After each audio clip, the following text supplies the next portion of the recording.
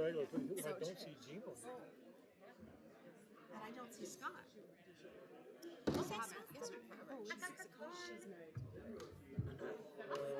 Delene was just looking at me. Pardon me. Nancy's taking. Oh, God. Oh yeah, Nancy's doing. Well, let us know. What's one more? How about one more while I'm not texting? No. I'll start picking right now. Yeah. Oh, okay. Oh, Okay. wait, we don't know. What do that? Yeah, we can. Yeah, Daryl learned. Yeah. I'm trying not to smile as I look that way. That's bad. Oh, we're live, you guys. We're live. We're live. We are? You're Okay. live.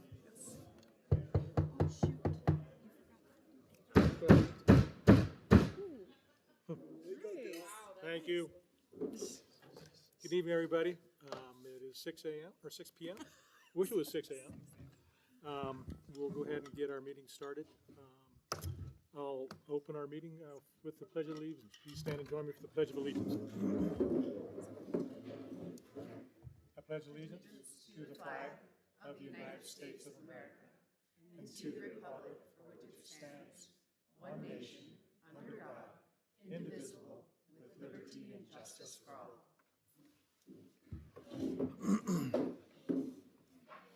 I want to thank everyone for taking time out of their busy schedules to go ahead and join us this evening. It's been a while since we've had an opportunity to have a commissioners meeting down south here, so we're grateful to be here and we're thankful that you have taken time to be with us. I will open our, before I open our meeting, a couple housekeeping things. Please sign in if you haven't done so at the door. If you speak tonight, say and spell your name for our clerk and recorder for the record. And before we get going, I think let's just do some introductions. We'll start down here. Good evening, everybody. My name is Bill Giracchi. I'm the County Administrative Officer. Good evening. I'm Debbie Randolph, Broadwater County Commissioner. Good evening, Daryl Folkford, Broadwater County Commissioner. Hi, I'm Lindsay Rickmeyer, Broadwater County Commissioner. Hi, I'm Kaylin Miner. I'm a Deputy County Attorney. Hi, I'm Angie Paulson, Broadwater County Clerk and Recorder and Elections Administrator. Let's see, Adam. Adam's back there. Adam, please stand up and introduce yourself. Yes, that'd be fine. Okay. We'll be hearing from Adam later. TJ?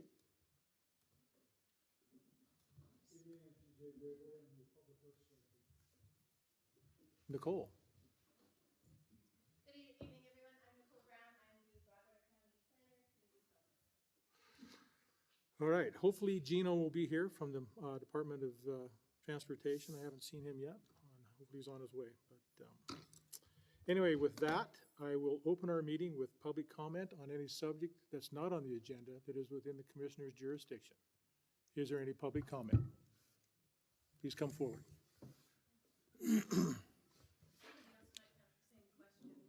Yep, please say and spell your name for us, please. Kim Kanta Fink, Kanta space Fink. Okay, go ahead, Kim. I have a question on Old Town Road itself, the road. Are you guys gonna widen that, do something, improve it? There are plans to work on that. Maybe I'll let TJ speak to that before we. I'd like, before you speak, I mean, like, I don't know if you drive down that road, but everybody else knows that the road kind of goes like this. Sides are falling off, and then it goes like this and that, and in the winter, you can't see where the edge of the road is. I know they have been working on it. I think they have plans to continue to work on it. Heavy truck Okay, thank you. Shall I sit? Yeah, go ahead, TJ. Just briefly tell them the work that you are doing and what you plan to do. So the work that we're planning to do on Old Town is it does need widened. As it's been said before, when that was a gravel road, it seemed wider because it wasn't near as high. When we put the millings on it, it's had 2 lifts of millings on it. To keep the width, we had to make the shoulders steeper. What is going to happen now is we'll probably get into one of the pits down here and widen at least that first half mile where you make past the substation into the next corner going towards Schofield's pit. probably widen that out and give you guys some shoulders. From there on is not horrible or as dangerous, but that first half mile, you guys are right. It's been that way for a long time, and we need to address it and make it better. Okay, okay, thanks, TJ. No, it's being recorded, so people need to listen to your comment. Now I forgot what I was gonna say. I'm like, it was a question on, I'm like, not widening the whole length of the road. Once you put that bridge, those two new bridges in, you're gonna increase the traffic on that. Okay, excuse me. Protocol is for you to address me Oh, as the sorry. chair, not people in the audience. Thank you. Increasing the traffic once you put in the new bridges. And I drive almost all the way down to the bridge to get to my house. And I actually have slid off the road trying to make room for somebody coming up in the winter. Okay. I'm like, the whole road needs widened. It needs to be safer, especially when you get our bridges someday, which would be really nice. That's on the agenda. Yeah, when you get those in, it just, the amount of traffic in those, and people are not gonna drive 35. Yeah, So we're it's gonna very be more well, once we dangerous. put the bridges in, that it's probably going to create some other concerns, but I guess we'll address them as they come along. And I Thank don't know if, if we could all vote on it, we would all like, I'm sure, everybody out there would like the whole road widened, the paved road widened. All right, Thank thank you. you. Yes, sir. Good evening. Stephen Potratz, Potratz. Just for a different perspective on that road. Had a resident fall about 20 feet off a ladder the other day, and I'm also with Three Forks Ambulance. We had to drive lights and sirens from Three Forks all the way to his residence, which was very near the end. Almost got in 3 accidents because there wasn't enough room for us to go by and another vehicle to come. Delayed patient care because we had to slow down so much and the road is so rough that we couldn't drive with someone with that severe of injuries in the back at any kind of speed to get them to a paramedic for pain meds. So just something to think about. It's not just regular traffic that has to go through that. It's also emergency traffic, and there's a huge challenge on that road when it's dry in the summer, let alone in the winter. Perfect. Thank you, Stephen. Is there any other public comment? Any other public comment? Any other public comment? Okay, hearing none, we'll move on to our first agenda item. Adam Hagel, Staley Engineering, Old Town Bridge Update. Adam.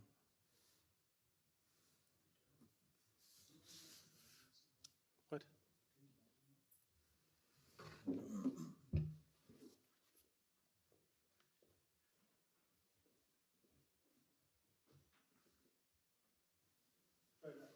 Check, check. Okay.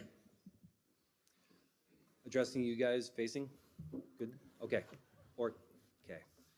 So the Old Town Bridge project, we are complete with the design on those bridges. As you guys know, there are 2 bridges under plans for being reconstructed, one over the main channel and then one over the secondary channel. The bridges are actually complete. The design is complete. It was done actually in January of this year. The things that we have known were going to be long lead time items were the historical permitting and also the beams. At the time when we started this project, as you well know, the beams were out about 1 year from the time that you ordered.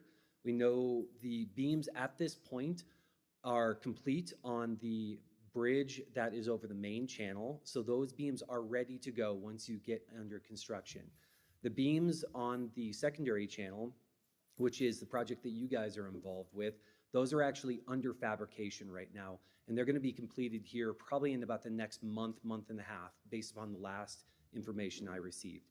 So as far as the other long lead time item has been the historical permitting. These bridges are 2 of the oldest bridges inside of Montana, and we are working through with the Army Corps of Engineers and SHPO to get this project complete as far as the permitting. Usually the process takes about 1 year to be completed, and the process was started last year in November. That does not mean here in 1 year where magically everything's gonna be sunshine and skies are blue and stuff like that and things are just gonna happen. But I can say there are constantly emails going back and forth and we are on the tail end of that project. I've also taken some of the frustrations and concerns that were expressed by people, emergency services being delayed for this project and pass those on to the permitting agencies and trying to get this project moving forward as well.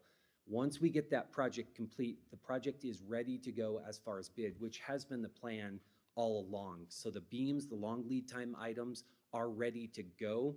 Once that historical permitting is ready, we are going to bid these projects out. One of them involves you guys, one of them involves Gallatin County, which I know you're aware of, but just for the audience here.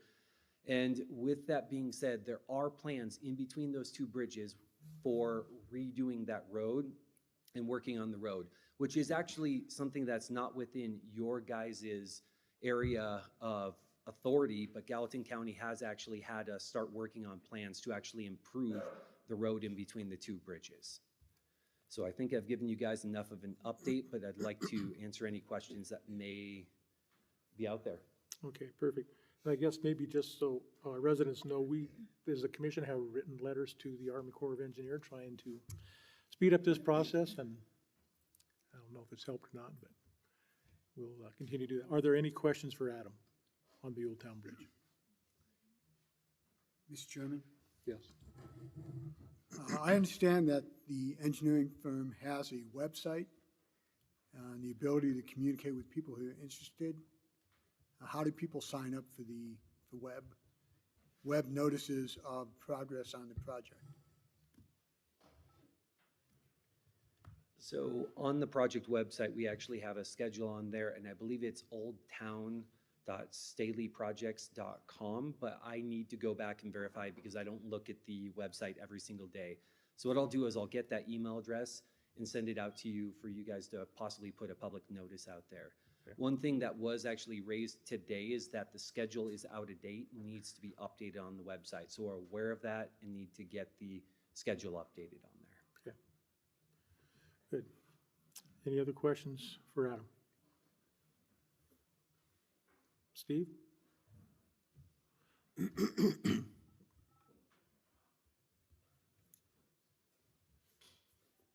I'm sure everybody was looking forward to me coming up tonight.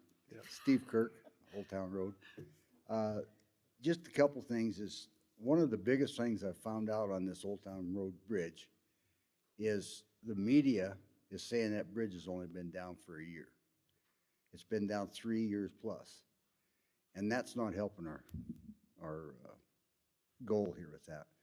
We need to get the media to change that or try to help us out. So a good story on it, going back to the Historical Society, might be a thing to do. Get some people together out here and have a story go out on the news or something and try to get that going.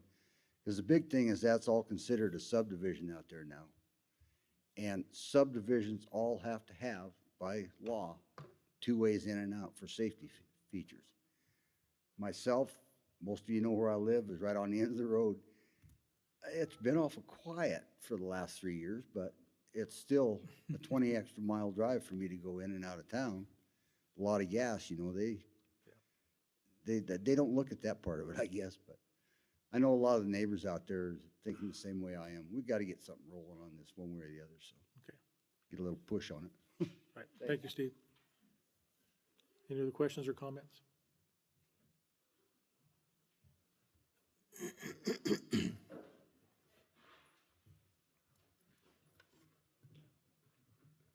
Danny Young, J-U-N-G is the last name. And my question just is, so I know you guys are going to work on updating the schedule, but could you give an idea of if it gets approved here in November, December, were winter conditions planned, like will work start right away? Can you give some more information about the plan, what we're hoping for at this point? Okay.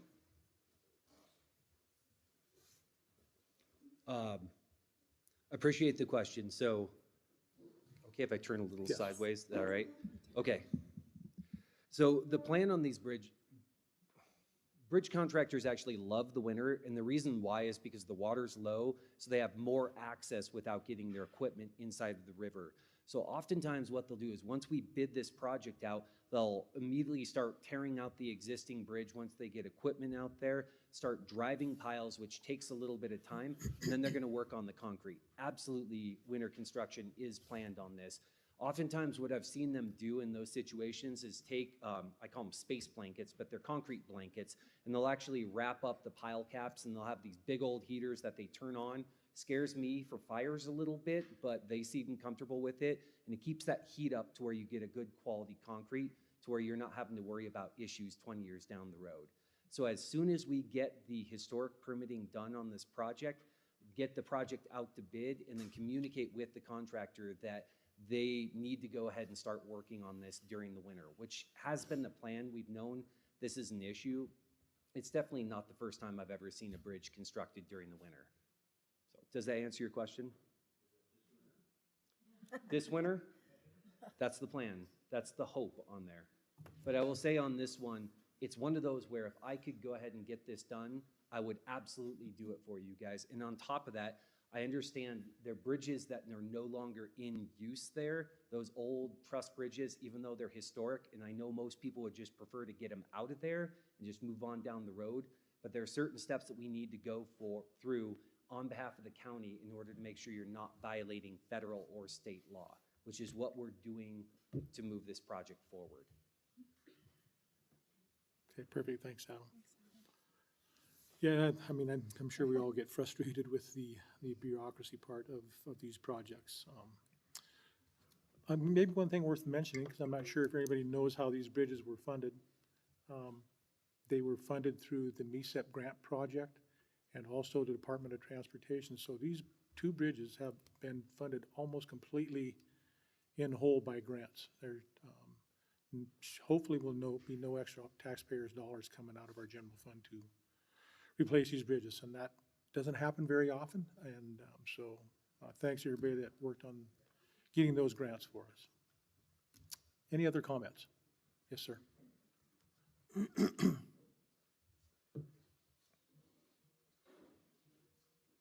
Mike Kelly, Kelly. One of the questions I had is I know that the bridge in Willow Creek has been completed for, I'm guessing 2 years now? Year and a half? Year and a half. Can you explain to me the process between what happened on that bridge and versus what's going with the Old Town Bridge? Thank you. Thanks. I don't know, Adam, I know that Staley worked on that project. We were part of that? Okay, go ahead. All right, so this is actually the third bridge inside of Gallatin County and now also Broadwater County that has gone through this process. The first one was Nixon Bridge, and there was a lot of outcry as far as historical permitting, which delayed that project. As part of the, apparently flies really like my hair, so I'm gonna change my hair products here. Forgive me on that. As far as the Meridian Bridge project, it went through the same process, and we actually saw a long lead time in the same exact historical permitting that we saw on this. In fact, there were more issues that we were trying to work through on that. And it was one of those, it took time to go through. The main difference between that project and this project is that that bridge was not closed at the time, which is a significant difference to the people in the area. On this one, it's a lot more in your face because it's impacting people on a daily basis. I know there was, I believe, one lady that went into labor and had to drive around. There was a fire. I know there's other concerns that were raised. So they honestly have been in the works roughly about the same exact time, but this one's more of an issue because the bridges are closed, because there's a bigger impact to the people in the area.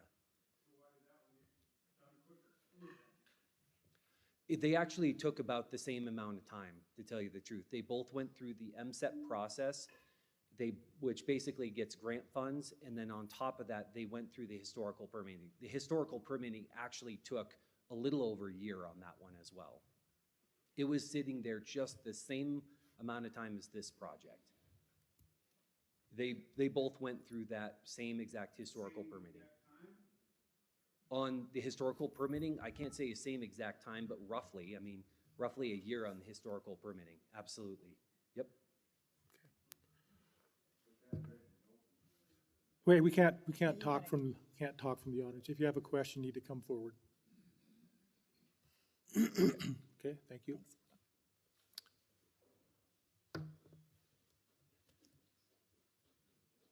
Mickey Imberry, Imberi. I don't know what the historical permitting actually entails. If it's the same amount of time as the other bridge, how come we're not through it here? And is there more time that something that these guys need to do that hasn't been done? And the next question I have is the bidding process for your guys to come put the bridge in. How long does that process take before you decide who and where you're going to go with? And is this winter, last question, this winter, is that November like this winter, or is it like March this winter?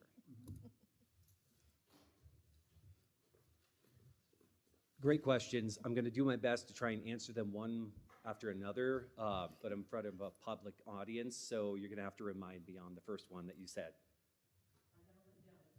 Perfect. What was the first one then? What is the historic permitting? If the other bridge was already done and being used, why is the historic permitting for this bridge not complete, and what has to happen next for the historic permitting? Okay, so as far as going through the historic permitting, the process is we develop plans and specifications in order to get the bridge. You don't need the specifications, but plans. At the point you have the plans, you submit them over to the Army Corps of Engineers saying we plan on replacing this bridge. Here's how much fill we're putting inside of waters of the United States, and there's a few other things like wetlands that you have to get all into one package, and you need to get through the design in order to do that. Once you do that, you submit it over to the Army Corps of Engineers, and then they basically go through and say, yes, you're taking out a historic bridge. There is a negative impact, which is very self-explanatory, but it still takes like 30 days plus to go through that process. At that point, they start saying, what can we do to mitigate the adverse effects? With that being said, it took about a year, a little over a year on the Meridian Bridge project, and we're about 11 months from the time that we submitted permits on this bridge. I know we are talking about 3-year type time frame and stuff like that, but we did not get authorization to proceed forward on this project until about August, I think it was. August, when we basically had a contract with Broadwater County. It could be off maybe a month on that one. And the reason why is because of the MSEP program. That MSEP program, as far as getting money to replace these bridges, happens every 2 years. So this process was started even longer before that, basically putting together a preliminary engineering report saying this is how much we believe the bridge is going to cost to be replaced. And then they submit it to the Department of Commerce, and then they take it to the legislature, which happened at the beginning of last year, I believe it was. And at that point, once they award it, they take a couple months to process it with the Department of Commerce before they give us an answer. All these details basically come up to the fact that we did not get a contract until August of last year before we could start going out there planning the replacement of this bridge. We all knew it's going to be a bridge. It needs to be replaced. It'd be nice if we could get the process started even earlier than that, but they require a bunch of other information as far as how much fill we're going to put inside of water and other things like that. And that's something that they want to see all at the same exact time. So as soon as it was reasonable, we submitted it. And I can sit down if you have another question in the meantime. No, on that, Mm-hmm. you say you're waiting on the historic permitting. Yep. In my mind, how much more time maybe is a better question, is there left of that historic permitting for before we get to move to the bidding? Is that, assuming that's the next step? Thank you for the clarification. How much more time is required before we can get to bidding? Thank you, and I didn't understand your question on there. Month at best is what I would say, maybe a little bit more. It's one of those where I don't have control over that. I can't say because every time I've seen it, it's gone a little bit different depending upon the project. And that's a good politician's answer for you guys right there, I know. But if I could give you an exact time frame, I'll tell you I would give it to you. But I just genuinely would be telling you an untruth if I told you I knew exactly how long it was going to take. So you guys are waiting for the Army Corps of Engineers to get back to you on the historic permitting? Is that what, is that portion, is that what's being held up? We're back, yeah, I mean, it's the Army Corps of Engineers and State Historic Preservation Office, and we've been emailing them, calling them back and forth. I've called SHPO twice this week, sent several emails last week. getting responses on what we need to do to get this project complete. And we are constantly sending those emails, sometimes to the point where people have told me, can you stop emailing me so much because I am working on this. But I'm still, that's what I'm getting paid to do, so I'm gonna keep doing it. I just might get chewed out and be a little bit lighter at the end of the process, but that's part of the job, right? Okay. Mickey, you have to come forward. There's people watching online that want to hear your question. So the next question on that is the bidding process. How long does that part of it take? And when do we get to start that? Okay.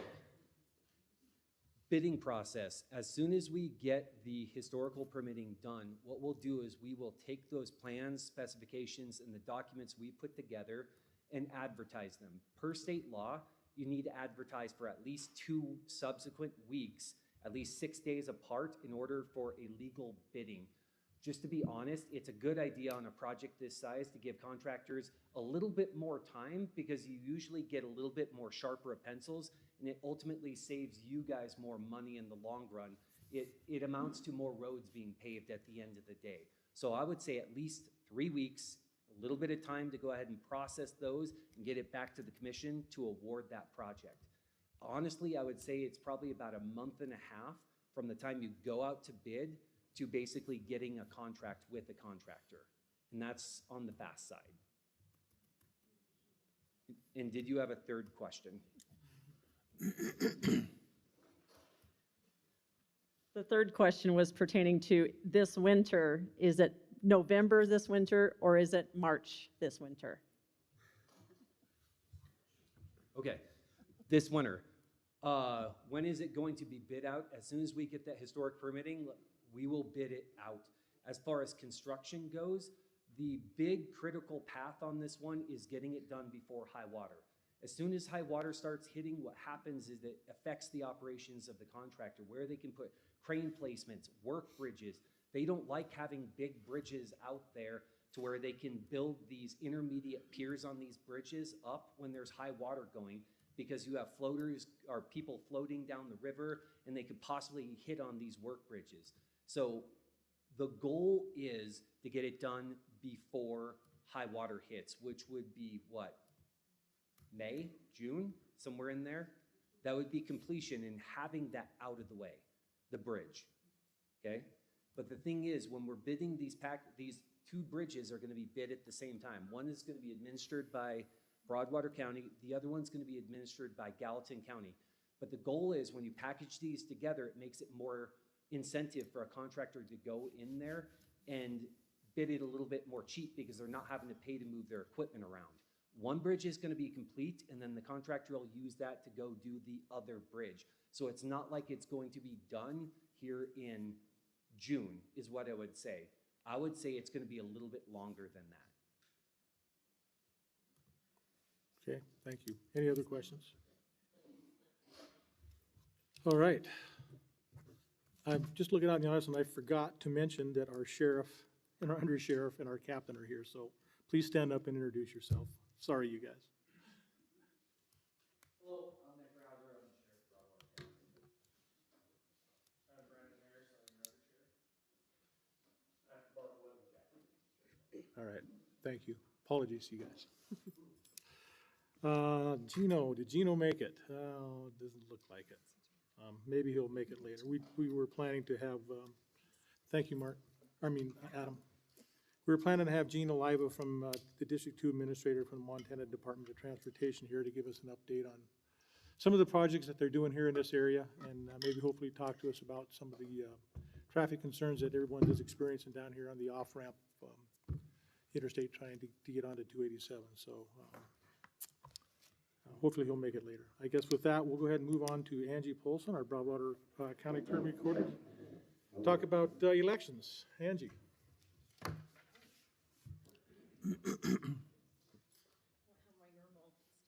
I know. Good evening, Mr. Chairman Folkford, Commissioners. My name is Angie Paulson, Paulsen. I am Broadwater County Clerk and Recorder, Elections Administrator, County Surveyor. and I am here this evening to give a brief election update. I will touch on a few topics and will stick around for anyone that has questions or needs clarification on the topics later. As we approach the upcoming November 5th general federal presidential election, there are some important deadlines for electors to take note of. Absentee ballots have already been assembled by my staff. They are stamped and ready to be mailed out the door. Those will go out October 11th. Please keep in mind that October 14th is a holiday, so you may not get your ballot until after that date, okay? I cannot emphasize enough how important it is that if an elector, which means a voter, has any changes to their voter registration, to please update that before the close of regular voter registration, which is October 7th. That's coming up very quickly. On October 8th, late voter registration begins. It just becomes more of a complex process to register voters from October 8th through Election Day. What I mean is if we have already prepped their ballot and sent it out and they need to update their registration, then we have to cancel out their old ballot. We have to track it down. And so it just makes things a little bit more complicated. So that date is October 7th. If you have not registered or you need to update your registration, an address change, name change, please try to get that done before October 7th. So like tomorrow. Come see me tomorrow. Commissioner Folkford, I just wanted to remind people that if they have any questions about their voter registration, they can come talk to me or call my office. That's 406-266-3405, or email my elections department, elections@co.broadwater.mt.us. And I also brought voter registration forms today for anyone that would like to register to vote today or update their registration. And please just want to remind our voters that the courthouse will be closed on Election Day, November 5th, and will only be open for election-related transactions. I also just want to go into just a few statistics, which is kind of my favorite part of elections. We have approximately 6,000 registered voters, active and inactive voters in Broadwater County right now. That is an increase of 500 voters since this time last year, which is a very large increase. Of those 6,000, approximately 3,700 of those are absentees, so a large portion. Our largest precinct is Toston, this area, precinct 13. So it's growing quite rapidly.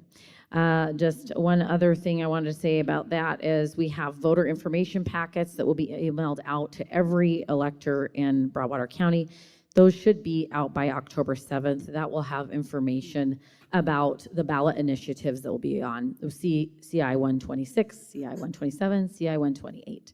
So you can understand the pros or the for and against of those ballot initiatives in your voter information pamphlet that will be mailed to them. Okay.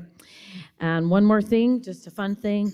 On Tuesday, I went to Townsend High School and helped approximately 40 seniors register to vote. Taught them on some subjects of political parties, political ideologies, and along with some government, the federal, state, county, and city government breakdown. And I spoke to them about the different roles of the seats of our county elected officials. And it was really awesome to hear them have so many questions about what we do. And I also gave them a sample ballot, and they got a voter information packet as well. And we talked about the ballot initiatives. So with that, I also brought some voter information pamphlets with me and those sample ballots. And that is all I have for this evening. You. We can tell that Angie's a singer because she knows how to use a mic. That is correct. I will not sing right now. So are you, though, actually. Tell them that part. Maybe for someone that's new to our community, where is their polling place for this area? Okay, for this area, it is Toston Fire Hall. So that is right next to the bunkhouse bar. And the polling place will be open from 7 a.m. to 8 p.m. on Election Day. Perfect. Yep. Are there any questions for Angie on elections? Okay, none? Thank you, Mr. Chairman. Thank you, Angie. Next on our agenda, TJ Gravy, Public Works Director, Road Department update.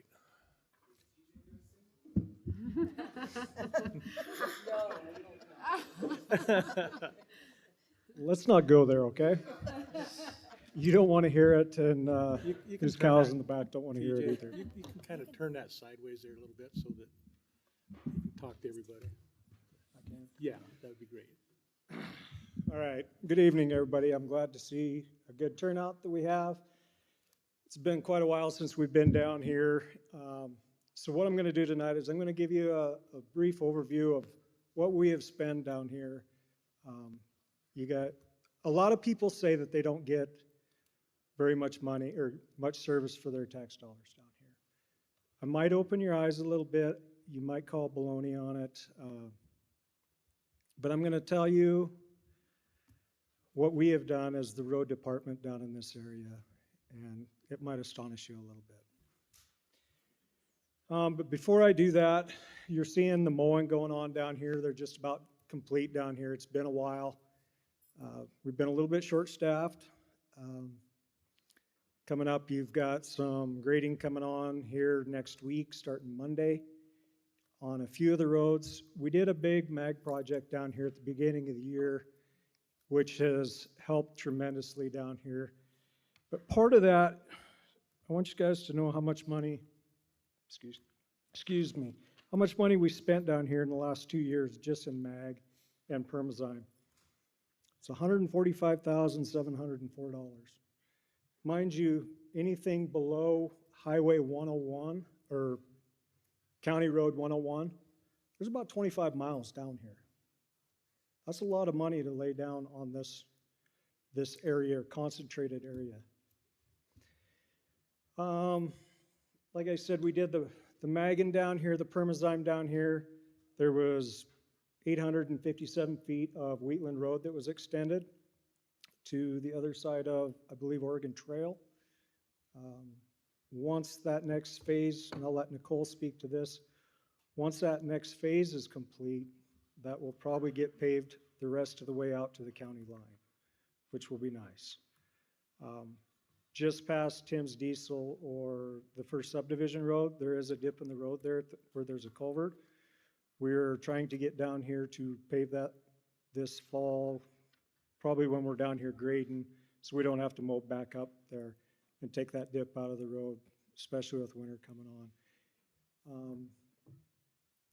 The lady in the back, or third row here, talking about Old Town, that is in the works. We have talked about it. When I had a previous road superintendent, when I was an operator, that we needed to do that first half a mile especially. But with some of the projects coming up, I do believe that will happen soon.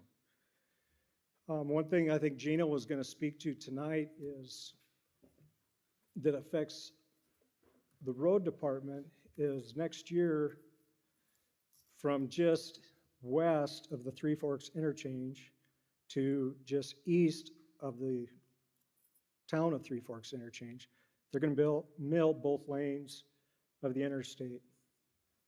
So the plan right now is to, hopefully the bridge is done, is we're going to finish milling in front of Mr. Kirk's house, up to Old Town, up Eustis past the end of the subdivision to Quiet Drive. From there, they're going to take them and put from the end of the blacktop on Price Road to Hidden Valley, where most of the traffic is concentrated. What is left will more than likely end up on the last, I want to say 1,500 feet maybe, on KOA, and that should take care of all the millings. With that being said, I actually talked to Commissioner Folkford about when we do the millings on Price Road, that we need to put an emulsifier on there. As you guys well know, the millings on Old Town are a little bit rough. With the emulsifier on there, what it does is it actually takes it and just adheres the whole road and takes out those imperfections. And it'll make it a better road for you. And it'll long last my career, let's hope.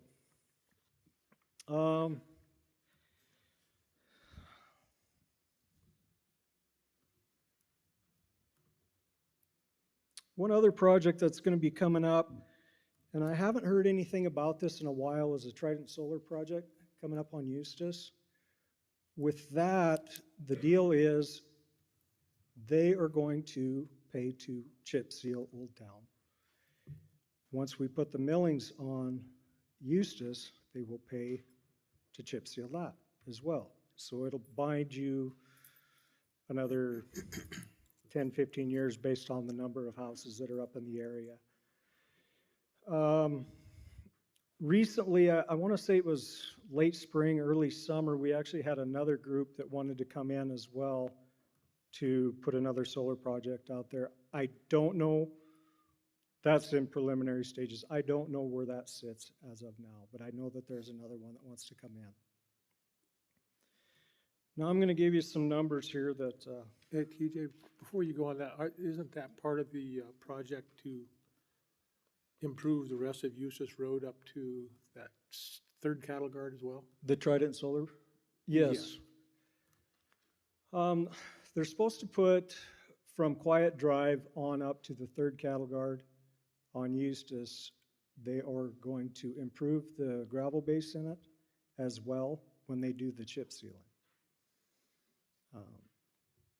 Most of you that drive up, I don't see anybody that drives up Eustis too much up here. Most of the high school kids that drive up there, you can tell pretty easy because their trucks are all muddy and everything else. There's not much base in that road. It's pretty much field dirt in that road. A little bit of outcroppings.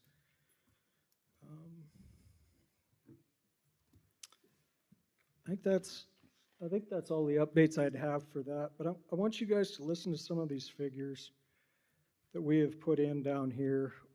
Mind you, this is a rough estimate. This isn't the complete total of figures that we have, because I didn't put all the guys in. I figured half the crew down here to give you guys an average.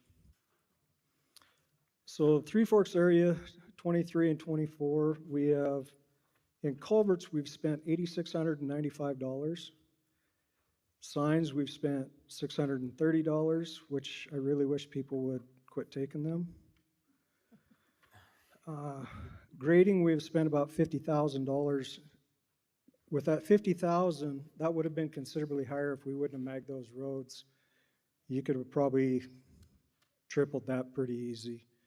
Snow plowing, $4,051. Mowing, $4,688.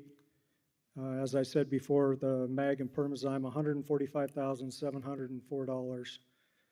The water truck that we use down here costs us about $10,363. Dump trucks, I believe this is a little bit low, $10,775. And on gravel that we've brought down here, a lot of gravel that we bring down comes from Continental Lime, or I guess it's Graymont Industries now. And our Lone Mountain Pit, which is about 15 miles away from here, we spent $104,160. The manpower, I was really light on it and give you guys $33,007. That brings an overall total to $372,397.84. With that being said, there's 816 addresses down here. So if you divide that out, each household is getting $456.36 for the tax dollars you pay to the road department. So when you guys think that you're not being seen, heard, I understand that, but the road budget alone at that time was about $700,000. So we do put a lot of money in here. Being a small county, we don't have a lot of money for the road department, so we have to make the best use of our time and resources that we have. Okay. Commissioner Fulford? No, thank you. Any questions for TJ or comments? Nikki, come forward, please. If we have 816 addresses down here. How many are in the county? That is actually a Nicole Brown question.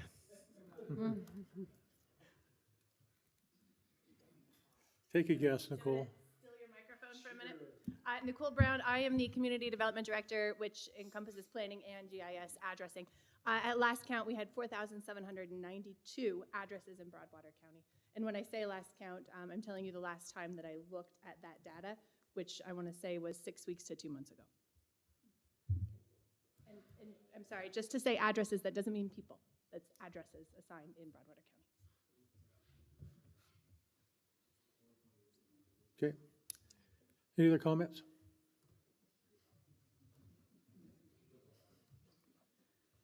How many of those are in the city? Do you want to answer that again, Yes. Chairman Folkberg? Yes, please. Ms. Berry, I have no idea. I don't know. Any other questions? I would like to think that the city is going to be smaller now. Yeah. If you look at both ends of the county, the southern end, the northern end of Broadwater County are blowing up. There's not much left for growth in the city, so they got to go somewhere else, preferably to Bozeman.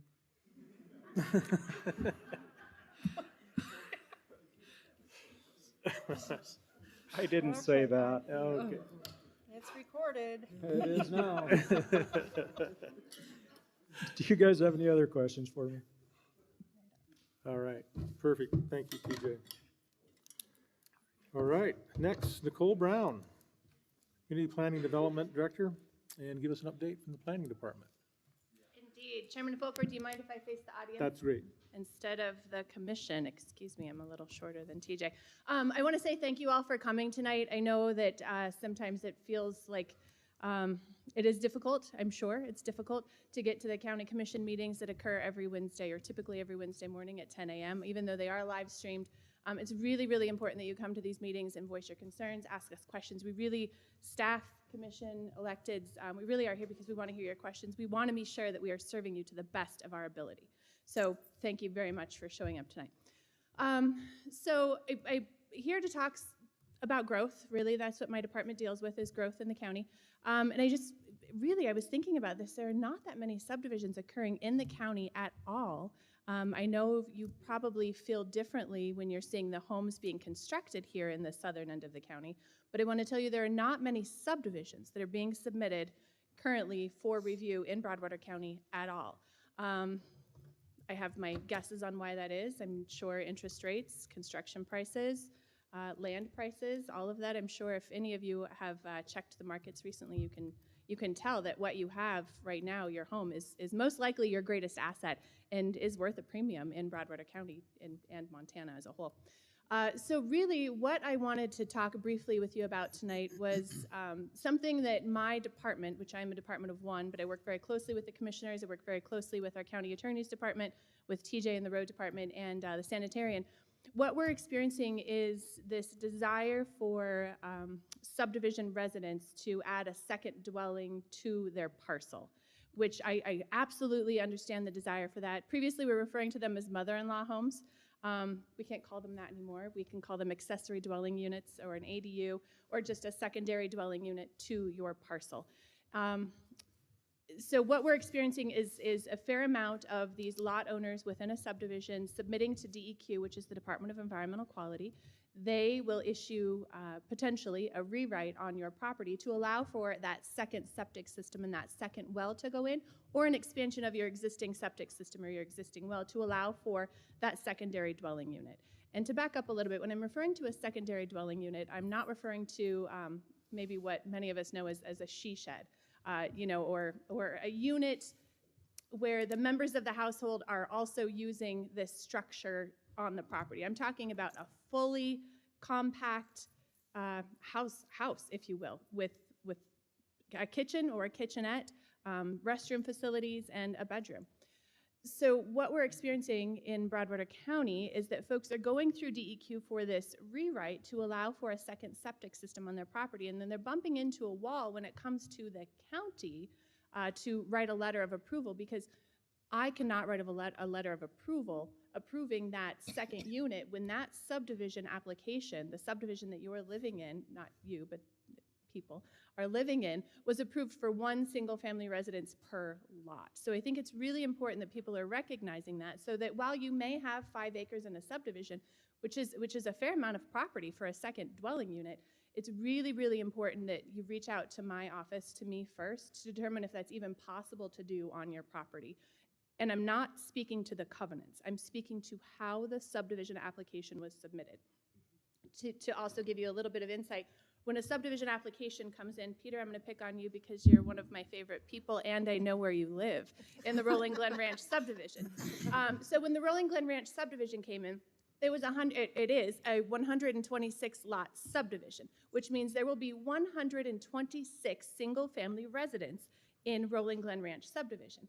Now, when I receive that application, I reach out to the sheriff, the developer reaches out to the sheriff's office, to the school, to the fire department having jurisdiction, which we know in this area is the Three Forks Fire District, to determine what their level of impacts and what their concerns might be. We hope to reach out to the Three Forks Ambulance Service. We've done our best to reach out. I know at times that there's been some communication issues. Yes, thank you, Barb. I really appreciate you being here as well. So when a second dwelling unit is added to that lot, there's no oversight.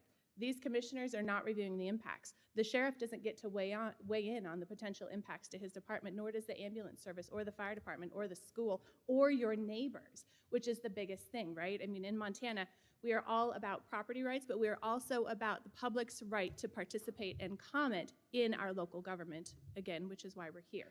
So, all of this to say that I think it's super important if you are interested in adding a secondary dwelling to your parcel, or if you hear of your neighbors that are interested in this, please, please, please reach out to my department first so we can have a conversation on what is allowable on your parcel before you even take that step of going to DEQ, because that is a pretty expensive step, and you've got to have an engineer walking you through that process. So I think there was another question that you told me to talk about. West Side Trails, next phase. So as far as growth in the county, on Wheatland Road, there are 2 more phases in West Side Trails that are slated to come on. And that's really the only development that we have going on down here in southern Broadwater County right now. Nope, 1 more north of Wheatland Road, west of Wheatland Meadows. A development there that's in the preliminary phases, but nothing coming in for a public hearing yet. So unless you have other questions of me, I'll be here all evening, but I'm happy to answer any questions you may have. Any other questions or comments for Nicole? Thank you, Nicole. You got off easy. All right, next, Sheriff Nick Rouser, the Sheriff's Office update. Good evening. Good evening, Nick. Can I Thanks for face coming. the residents too? Yes, you may. All right, thank you. Good evening. Thank you guys for coming out. I'm Sheriff Nick Rouser, for those of you that I have not met. We got a few things that I'd just like to talk about tonight, kind of some things we do have going on the southern end of Broadwater County and some future things. To kind of get started, as you guys have probably heard and seen, there's been a lot of wrong way drivers on the interstate down there. Sheriff Springer with Gallatin County reached out to me, and we've started a kind of a overtime operation with us, Highway Patrol, and Gallatin County to target DUIs and wrong way drivers down here. So we've had a large increase in DUIs on the southern end and across all of Broadwater County this year.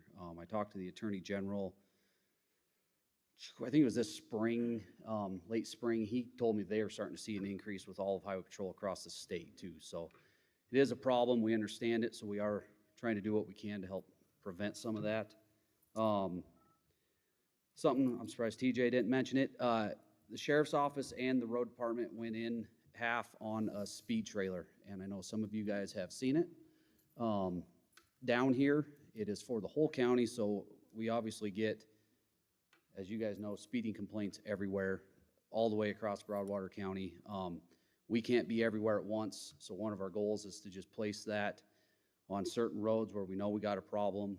It shows us data, times people are speeding more, how fast people are going. We can control the speed with it. It also then lets the road department kind of give a count on how many people are driving up and down that road and how much usage it's getting. I think Wheatland was one of the first places we put it, and I can't remember that. It was like, was it 24,000 people or something like that? It was absolutely insane, the amount of, yeah, it was insane the amount of traffic on that road. I don't know if you've heard or not. So when I got elected, I promised a couple things. One of them was to get a school resource officer in Townsend. Obviously, that's the school within Broadwater County and the kids that I need to try my best to help protect. So we did accomplish that. And another one of my goals was to get a deputy, another deputy down here on the south end. We currently have an opening for a resident deputy on the south end of Broadwater County. However, we're experiencing some struggles on, as Nicole kind of just talked and TJ, just the price of living down here. We're having a hard time finding that right person that can afford to live down here and the right person to work in law enforcement. It takes a special person, and I don't want it to be the wrong person. So we're going to continue to keep that open until we can find the right person. I don't know when that's going to be. We've had a couple applications, but not a lot. So we're going to continue to leave it open because I understand we got to keep up with the growth down here. And as soon as we fall behind, it's going to be harder to catch back up. We're a little bit behind there, and we're starting to slowly catch up. So, and kind of leading into that, with the cost of living, 2020, I don't know how many of you were living down here then. The sheriff's office got put in for a mill levy. That expires next year. We are going to have to probably renew that. That's one of the things we're down here is I want to hear if you guys have any concerns, any questions, comments, good things, bad things. I'm here to listen to all of it. One of my hopes is if we can get that mill levy to pass, I can work with the commission on getting a living stipend possibly to help offset that high cost of living down here. It's just something we'll have to try to work with the next budget, and hopefully that mill levy goes through again. You know, with that mill levy, it did fail down here. And I think part of that problem might have been some, I don't know the exact words to use, but maybe a little mistrust on whether we were going to do what we said we were going to do, that the commission might have more money to give to us. It's just, as far as them, they've been great with my office and working with us. They've done everything. They created a resolution back then that they will continue to give us a certain percentage of the total mills that come into Broadwater County, and I'll try not to dive too deep into that. Bill's probably the expert on mills and all that stuff. But they've supported us above and beyond with that, and I appreciate everything they've done. Some of the things that we promised to do when we got that mill levy was to try to hire 2 new deputies off of a COPS grant for down here. We did hire them, and I've heard they don't currently live here. I'm gonna be honest with you, because once we hired them, they couldn't afford to live down here. So we had to change it up a little bit, let them live in Broadwater County. With that, I make all of the deputies try to get down here. I was just looking at some stats. I'm trying to get them, Captain Mark Wood kind of helped implement this, that if they come down here and they're patrolling around a neighborhood, to call out to dispatch so we can log it, so we can see how often they're down here. And as of today, there's been 307, we call them proactive patrols, in the Three Forks area down here.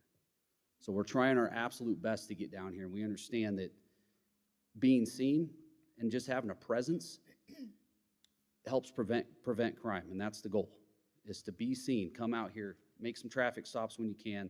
We've had a lot of DUIs. We've actually caught, was it 4? 4 wrong-way drivers getting onto the interstate, and those are the ones that we just happen to have a deputy in the right spot to catch. Just the other day, we had a deputy in the area. We had a call, somebody reporting a truck driving around in their neighborhood and I think they might have been driving through their, like their driveway kind of. We had a deputy right here. He was able to get right there, get on it. Guy was intoxicated, so, I mean, we're able to be right here. So I understand being here, being seen, and we're trying our best to do it, and that's why I'm trying to get another deputy down here. But with that mill levy, we promised when we did it, we would get those 2 cops, those 2 extra deputies that we did from the cops grant. We also promised to fix wages. That has been something we have fixed. We were probably the highest paid county starting out. There's a weird legislation and laws that we have to abide by too. So our deputies are set at 86%, 85% of my salary, and that's per statute. The undersheriff's at 98. You get to a larger county, they drop down to 75. So they have more room in there. So starting out, we were the top, but their guys over time end up kind of going above that. I think Cascade County just fixed some of theirs. They're now the highest paid agency, and they can keep their problems up there. But so that's one thing we promised to do, and we've done that. And we also promised to start our reserve program up. We knew that was a way to get more law enforcement and more bang for our buck. We started out with an individual who, I don't know how we were blessed to have this guy. He's been a reserve for years with multiple agencies. He lives in Townsend. He helped start the whole program and implement it, and him and Under Sheriff Harris have that thing going. He is the one full-time right now. We had 2. We hired a guy out of that program, which is it's kind of nice because then we can kind of also have a test pilot for this individual if they're going to be a right fit for our department in this county. And then we have now, I guess, another second one who is, I think after tonight, will complete phase 1 of the reserve program, and then we'll have to start moving on to kind of phase 2. Phase 1, just so you know, is 200 hours of just ride-alongs. Plain clothes, sitting in a car with deputies, riding along with them. Phase 2 is it 200 hours, or you got to complete our full FTO process, and that's 16 weeks. So you got to work 40 hours, counts as 1 week. So it might take them a month to get 40 hours, so it's going to take some time. But the whole goal with that is to help out with down here when needed. They can help out with the rodeo, things that we have going up on the north end around Townsend. If these concerts and things, if it starts to become more of a problem, we can maybe get them down here to help out a little bit. So with that, I know some of you guys have heard, I guess I'm here to, if you guys have any questions, you can always call me at my office. I try my absolute best to call people back in a timely manner. We have that emergency service building that, the commissioners have been working on. And I guess that's part of this whole mill levy, kind of seeing what you guys feel, if you guys feel that we need to continue it. I mean, to be truthful, if it doesn't get passed, services from my office in Broadwater County are going to be greatly diminished. And I hate to see that because I think over these last 5 years with that mill levy, we've been able to make a lot of strides and kind of close that gap with how fast it was growing. We still have some work to do, but with that mill levy, it's about the only way to help. 73, I think, Bill, % of my budget is wages. Is it 73 or 77, right around there? In between 73, 77% of the budget, of our budget is just wages. Our total budget's $3.2 million. $2 million is from taxes. So that's just kind of some numbers out there. So a lot of that is just pure wages. We've got 8 detention officers, 6 dispatchers. How many deputies are we up to? 14? 14. We got part-time, and just trying to keep adding on as we can. And as that mill levy, so as our mill values in Broadwater County grew each year, it was just enough to maintain the growth of our office, to maintain COLAs, inflation. Something I don't think some people understand is inflation hits us too. We still have fuel we have to buy. We're paying the same price for fuel. Our vehicles, I bought a vehicle in, I think it was 22. It was a F-150 base model, rubber floor. It was $35,000. 1 year later, we went to buy 2 more of them, and they were $52,000. We just bought one for a deputy, and it was $54,000. So, I mean, we're experiencing that huge increase too. We got our office up there. We're paying high electric power bills. Currently, we can hold 46 inmates. Part of this whole thing was we weren't going to completely get rid of inmates. We based some of our revenue off of inmates. It's just not a sustainable thing to base our whole budget off of that. Just so going back into the past, we used to hold a lot of inmates from Gallatin County. Well, they fixed their detention center. Then we're going to Lewis and Clark County. They added on, remodeled their detention center. We were going to Cascade County just recently. Within the last month, we just found out that they are having a bunch of budget problems and they can't send us inmates anymore. So it's becoming harder and harder to find these inmates to fill the jail, and that was the whole purpose of this mill levy. We are having more and more inmates of our own that we have to pay for. I think back when in 2017, 18, you might get up to 7 inmates of our own. It's very common for us to have up to 15 inmates of our own. As the population grows, crime grows, it's just, you see what's going on in the world, within the nation, just inflation, things like that. All of that just kind of plays into the factor of crime. 2 years ago, we ended our year with 582 cases for the deputies. Last year we ended, or 480 cases 2 years ago. Last year we ended with 582. So in 1 year we grew 100 just cases. This year we're on track to probably be over 600. Our calls for service are maintaining kind of, but the caseload and the crimes are rising. Our county attorney has more felony cases than ever. He's had to go to 3 attorneys, him and 2 deputy county attorneys, because he can't keep up with it. I think he could probably use a 4th sometimes. It's just kind of the way it is. So I guess if you guys have any questions, I think I covered everything. I don't know if anybody has any questions, or if you want to catch me after tonight, or you can always call me, email me, whatever. Thank you, Nick. Peter?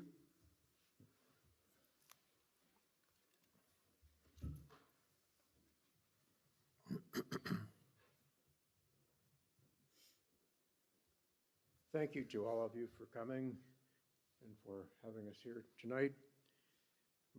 I'll briefly mention my background before I make a comment.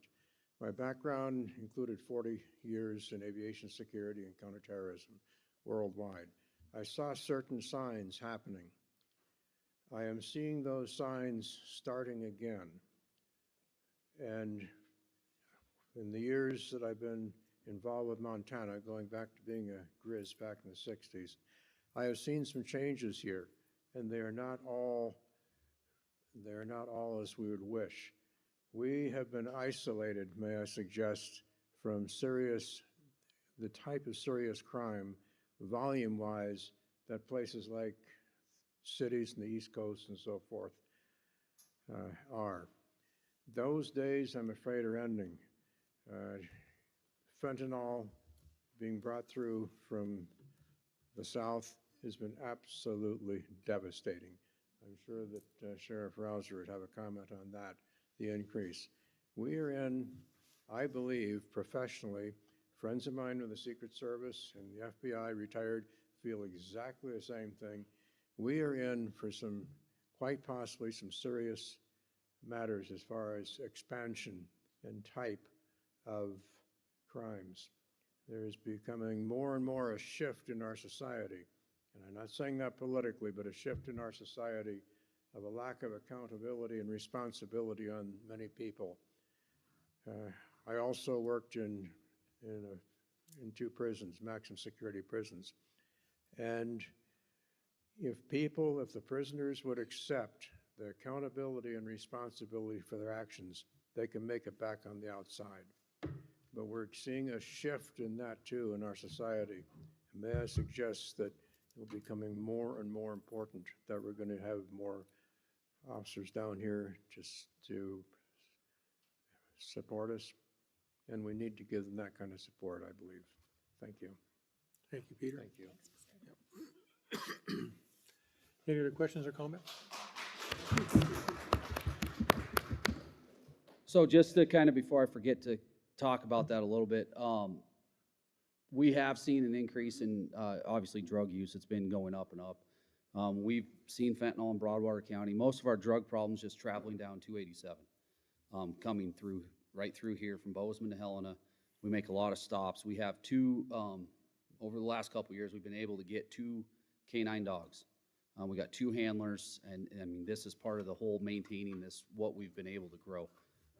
We've got Deputy Chase Rasmussen, he's got a canine named Akai, and Deputy Jordan Grimsrud with Canine Zero. They're both dual-purpose dogs. They tracking, bite dogs, you know, patrol work, and drug dogs. So, and those guys are constantly out working and trying to do everything they can. It's just, like Peter said, it's a shift in society, and it's hard for us to keep up with it at times. The increase in crime and the things our guys see and deal with weighs mentally pretty heavy on them. I know the day we had the double fatality out here, I think all 3 of us were on it, a couple other guys. We obviously had 2 dead bodies there, and then we had a suicide later that day. So, I mean, everyone was pretty mentally drained by the end of that. So if we start diminishing services, we're just exposing guys more and more to this. Real quick too, another thought popped in my head. I got asked earlier about our office in the rest stop. We are in it somewhat. I mean, we have our code. We've been in there. All the deputies know the code. Highway Patrol emailed me the other day. They're going to work on getting an intoxilizer in there. So if we get a DUI down here, we can process them right here. The average person loses 0.15 per hour. So to get them up to Townsend, sometimes we're losing evidence. So if we have an intoxilizer right here, we can just go right down there, process them, get an intoxilizer, and then just take them to jail in Townsend if we have to. So if you have any more questions. Okay.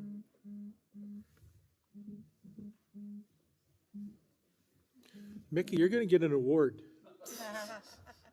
So I know that we're Broadwater County. Is it at all possible that your officers that would be down here could reside in Three Forks, even though it's Gallatin County? Good question. Yes, obviously I've thought about that. We are more than willing to let people live in the city of Three Forks. Obviously, response time, I don't want them further away than if they just lived in Townsend. So, but in the city of Three Forks, outside of Three Forks, you know, if they can get here within 10 minutes, I'm good. So it's, yeah, I'm willing to work with anybody to try to get somebody down here. Great. Excuse me, any other questions or comments? I guess I have one.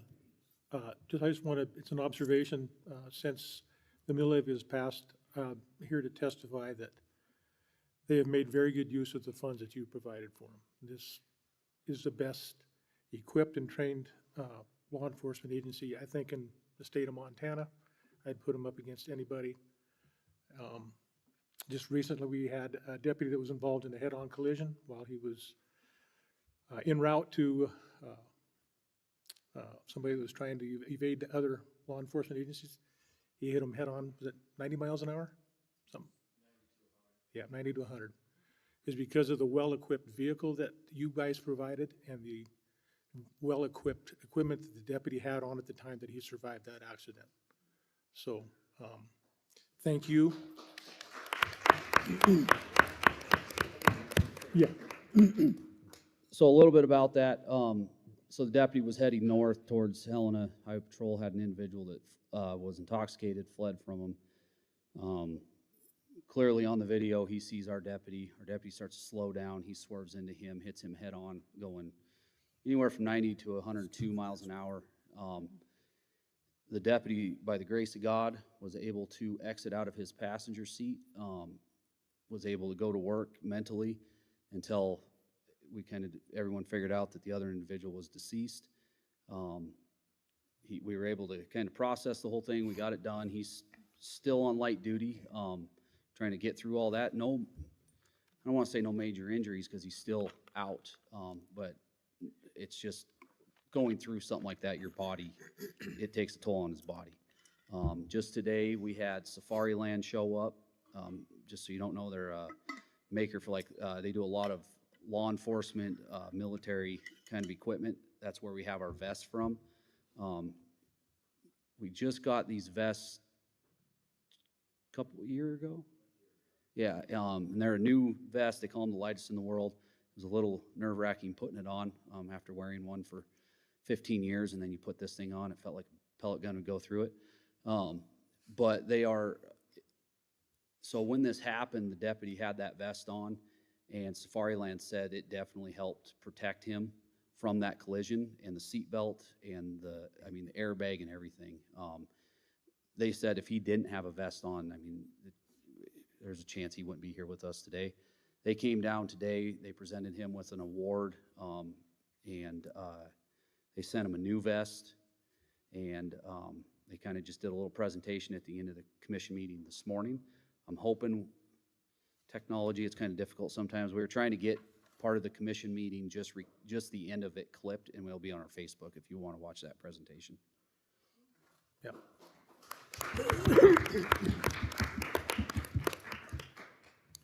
All right, anything else for our sheriff? If not, we'll move on to Bill Jiraki, who will give us a brief update on our TED district.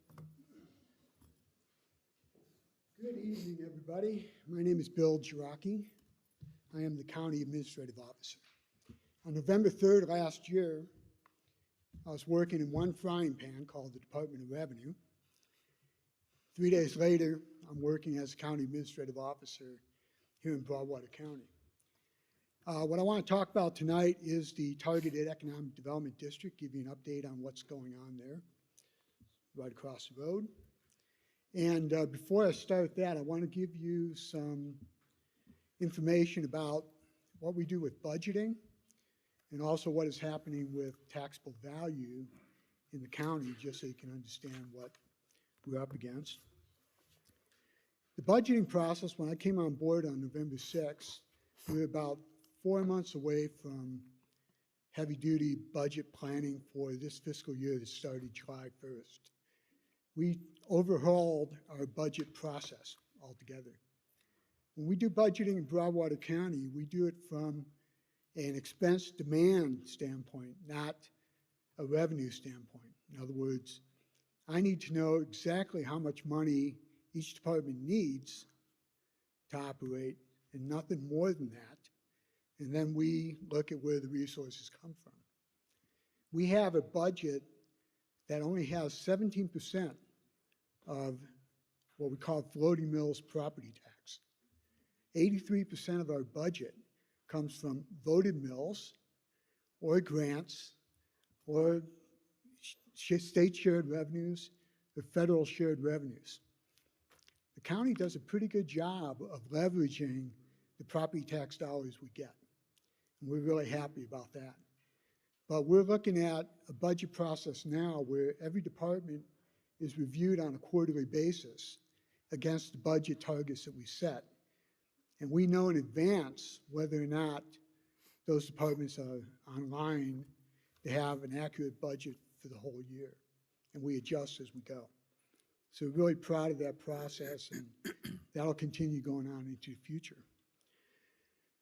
Taxable value in Broadwater County, $1.6 billion. That's taxable value. Last year, we added about $27.6 million in taxable value. That gives us newly taxable property of $993,452. In the Targeted Economic Development District, we've added $167,747 a taxable value. That's all we have so far. So we need to fill that district up with new businesses, new industry, new development.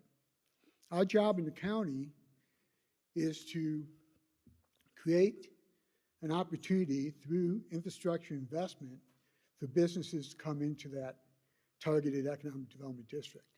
What that means for all the taxpayers in the county is that the more value we add in that district, eventually, the less taxes we need from everybody overall to meet our budget. So we're very excited about what's happening in that district, and I wanted to give you an update tonight of what we're doing. Every week, we have a stakeholder group that is made up of the property owners in the Targeted Economic Development District, the Montana Business Assistance Corporation, the county officials, and we talk about developments on their property.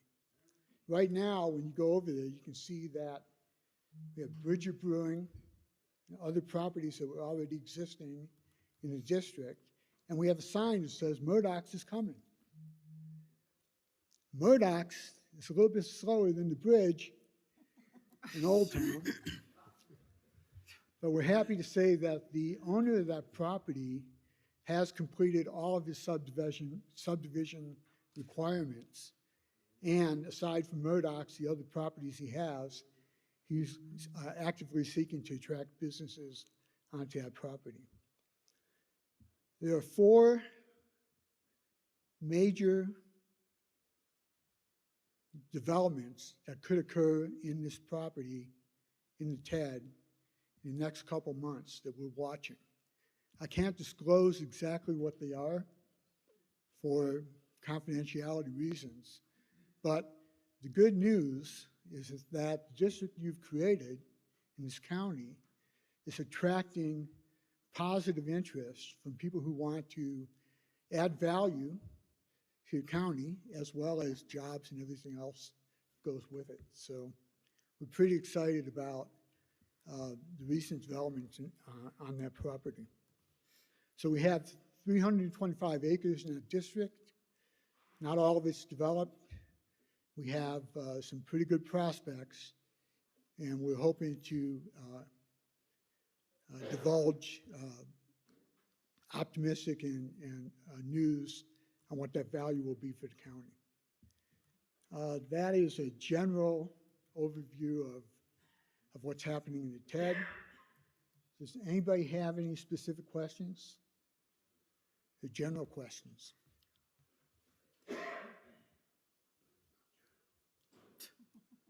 Or comments? Butch Barton, B-A-R-T-O-N. Correct me if I'm wrong. The TED is deferred from taxation for 15 to 40 years. Right now, 15 years. Correct. Bart, but you need to talk with me. Okay. Your comments come through me. You let the other guys speak the other way, Darrell. Anyway, the TED is, the taxes are deferred for 15 to 40 years. 15. That means if we build a Murdoch's and we build whatever you're coming along, the county of Broadwater will be supporting that. The sheriff's department will be taking care of that. The fire departments will be taking care of that, but they will be receiving no taxation from it. Correct? Sorry, I wasn't talking to you, Darrell. Okay, thank you. Excuse me, the answer to your question is that the added taxes will go into the district to satisfy needs in that district for infrastructure and everything else.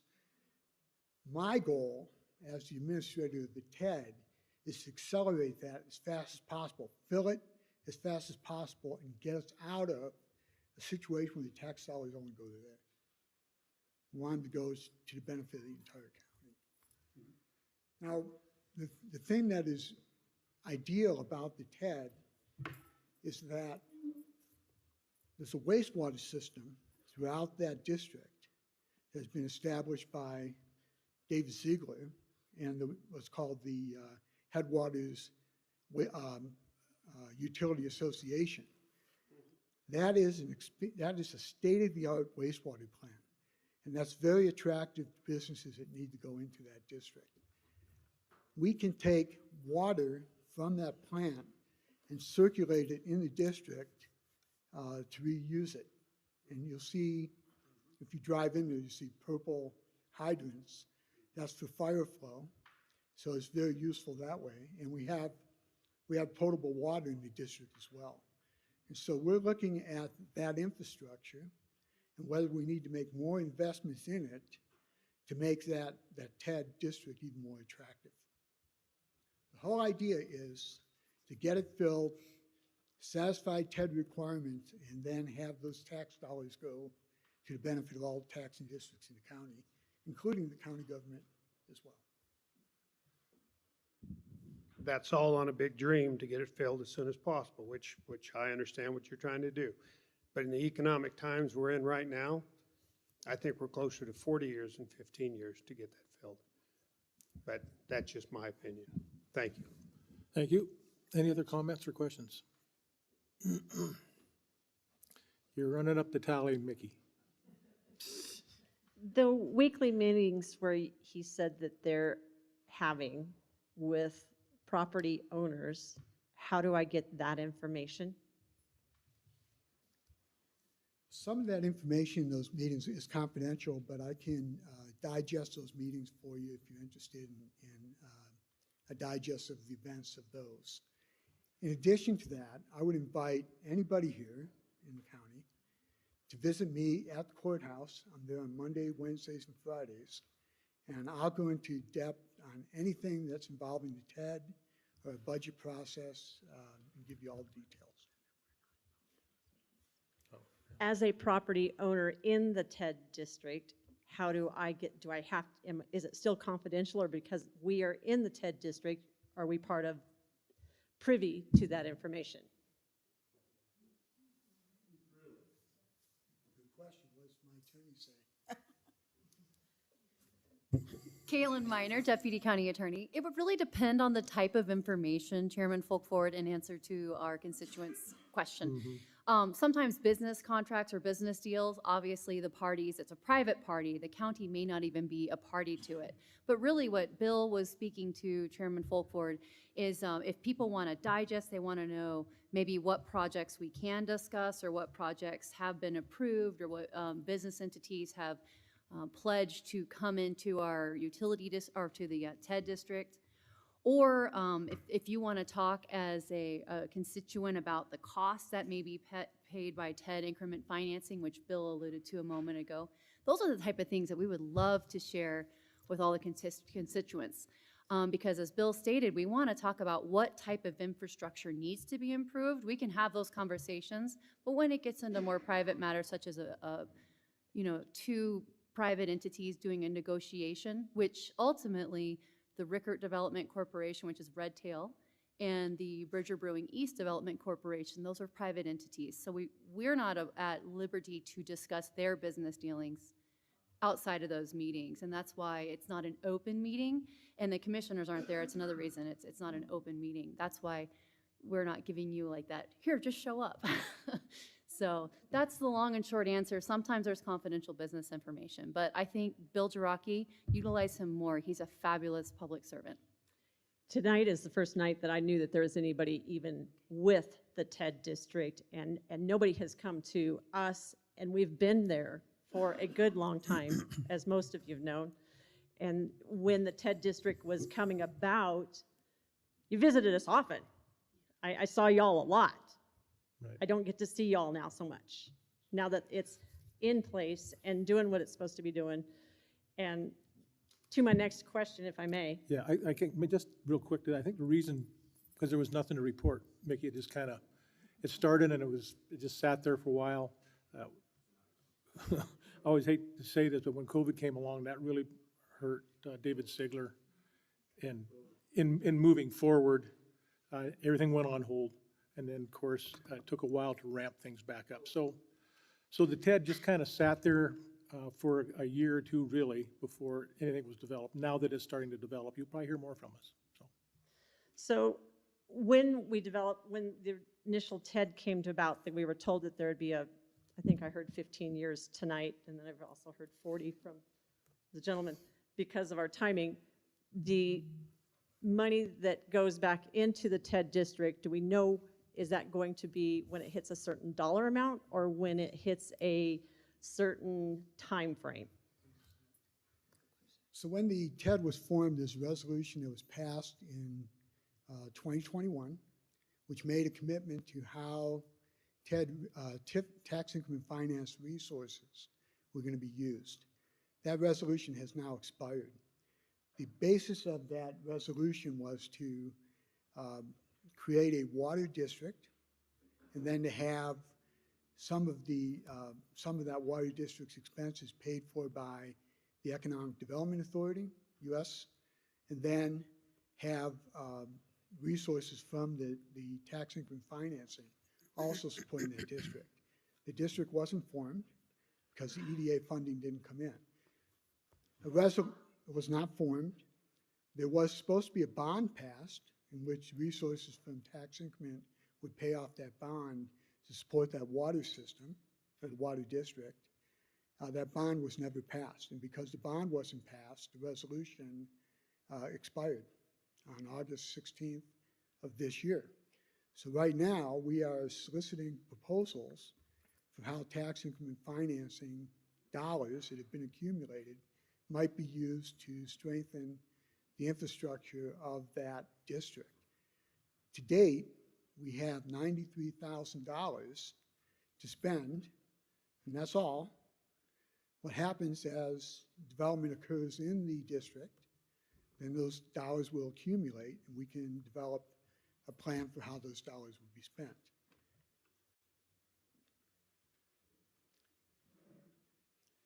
Okay. I don't know how to ask the next question. All right. Any other questions for Bill? All right, thank you, Bill. All right, this brings us to the last item on our agenda, Scott Cromwell, Slate Architecture, to talk a little bit about our Southern Emergency Response Center that we've been working on for a while. As many of you may remember, the PAR, which stands for Preliminary Architectural Report, was completed last year, which is the first phase of a project like this. And I guess really tonight, our focus is for Scott to kind of bring that back to the top of our mind, what that project was about,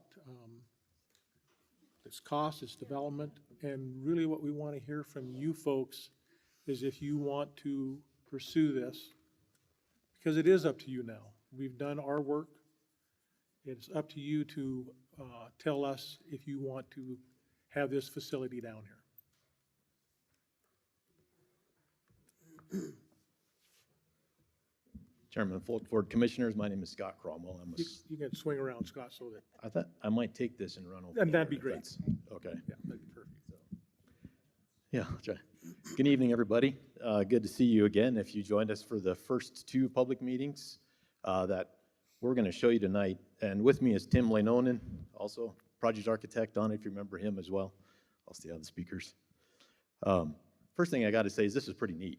I've hauled quite a few loads of calves here and a couple loads of cows, but I have never presented in the stockyards. So that's pretty neat.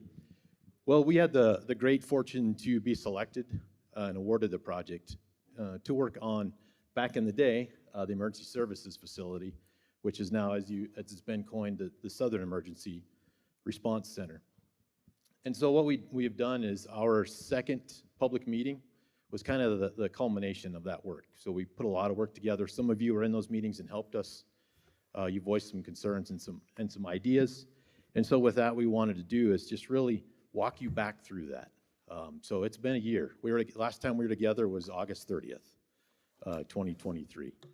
And so we'll talk through kind of what the next steps are.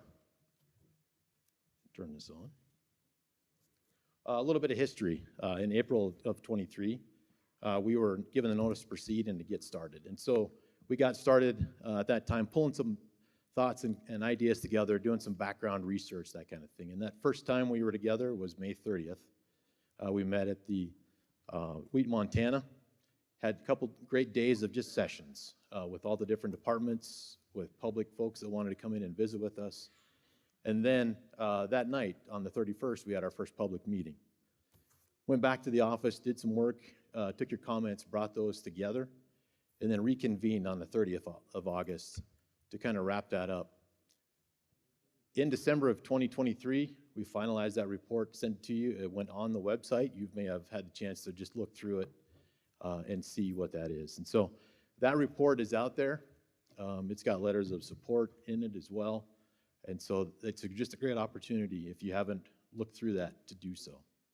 So what we're going to do tonight is just kind of talk through the process that we did. It's really just a brief presentation to refresh your memory on that.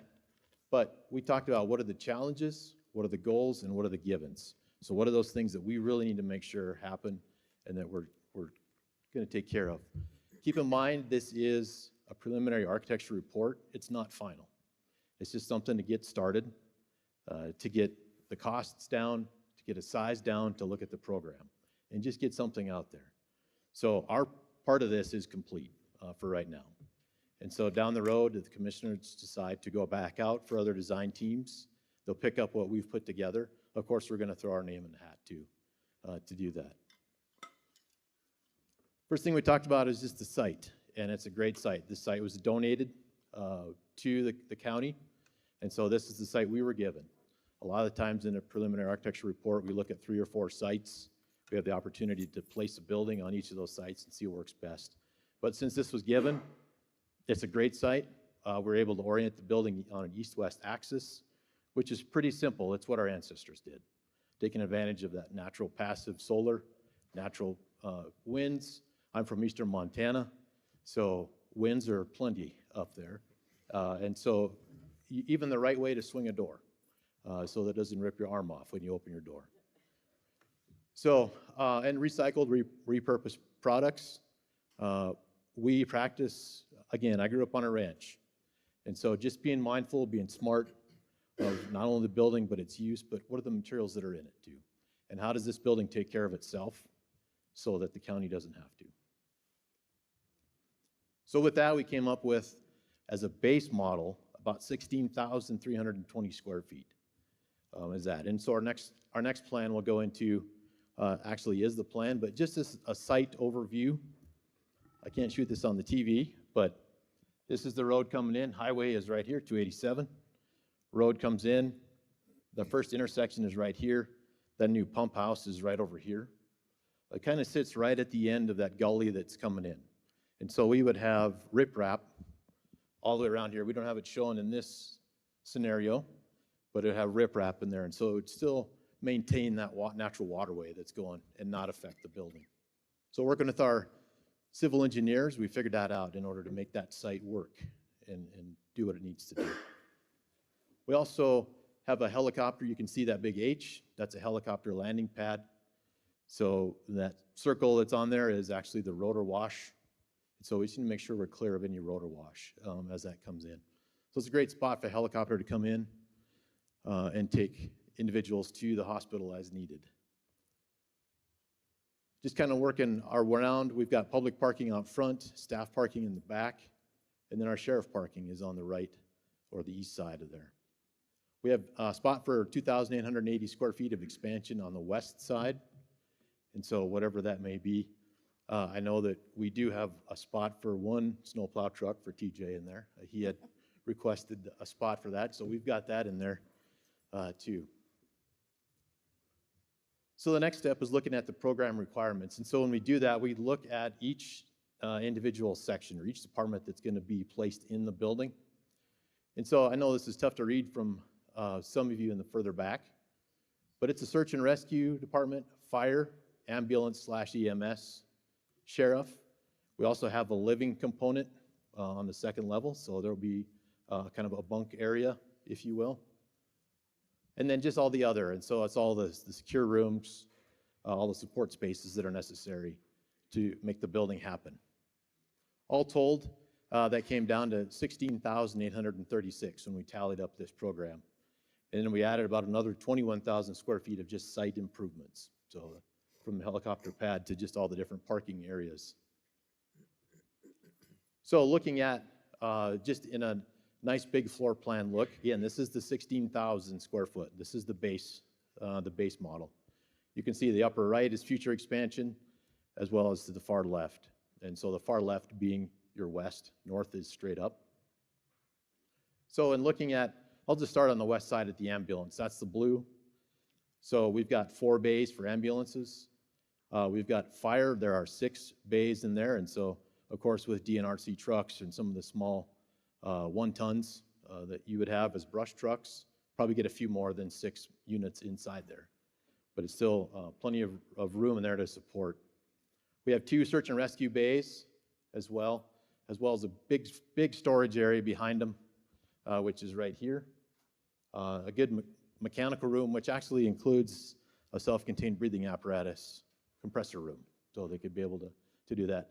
Super helpful on mutual aid, and so the opportunity to make this a really good facility right in the heart of a big area.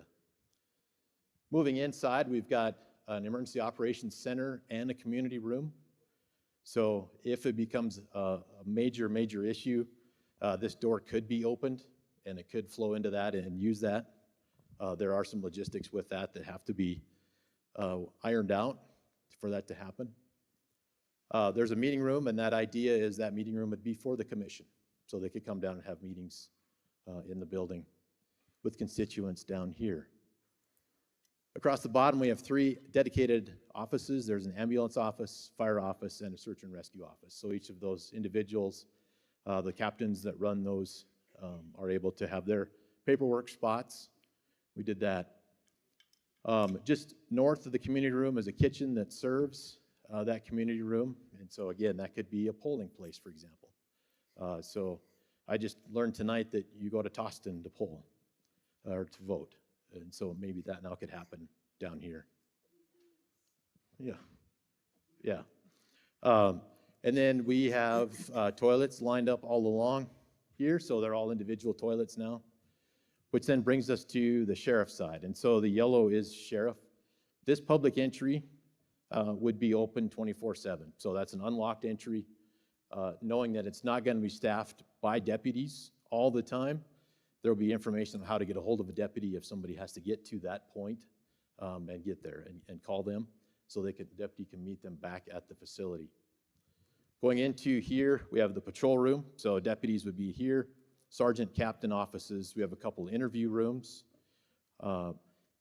Registration actually comes in. So deputies are going to come in this side most of the time. And then we've got a couple patrol cruisers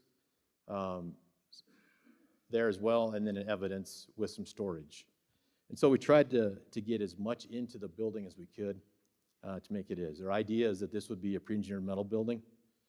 They go up fast and they're quick and they can cover big ground. And they're sturdy. So this is a great opportunity for that.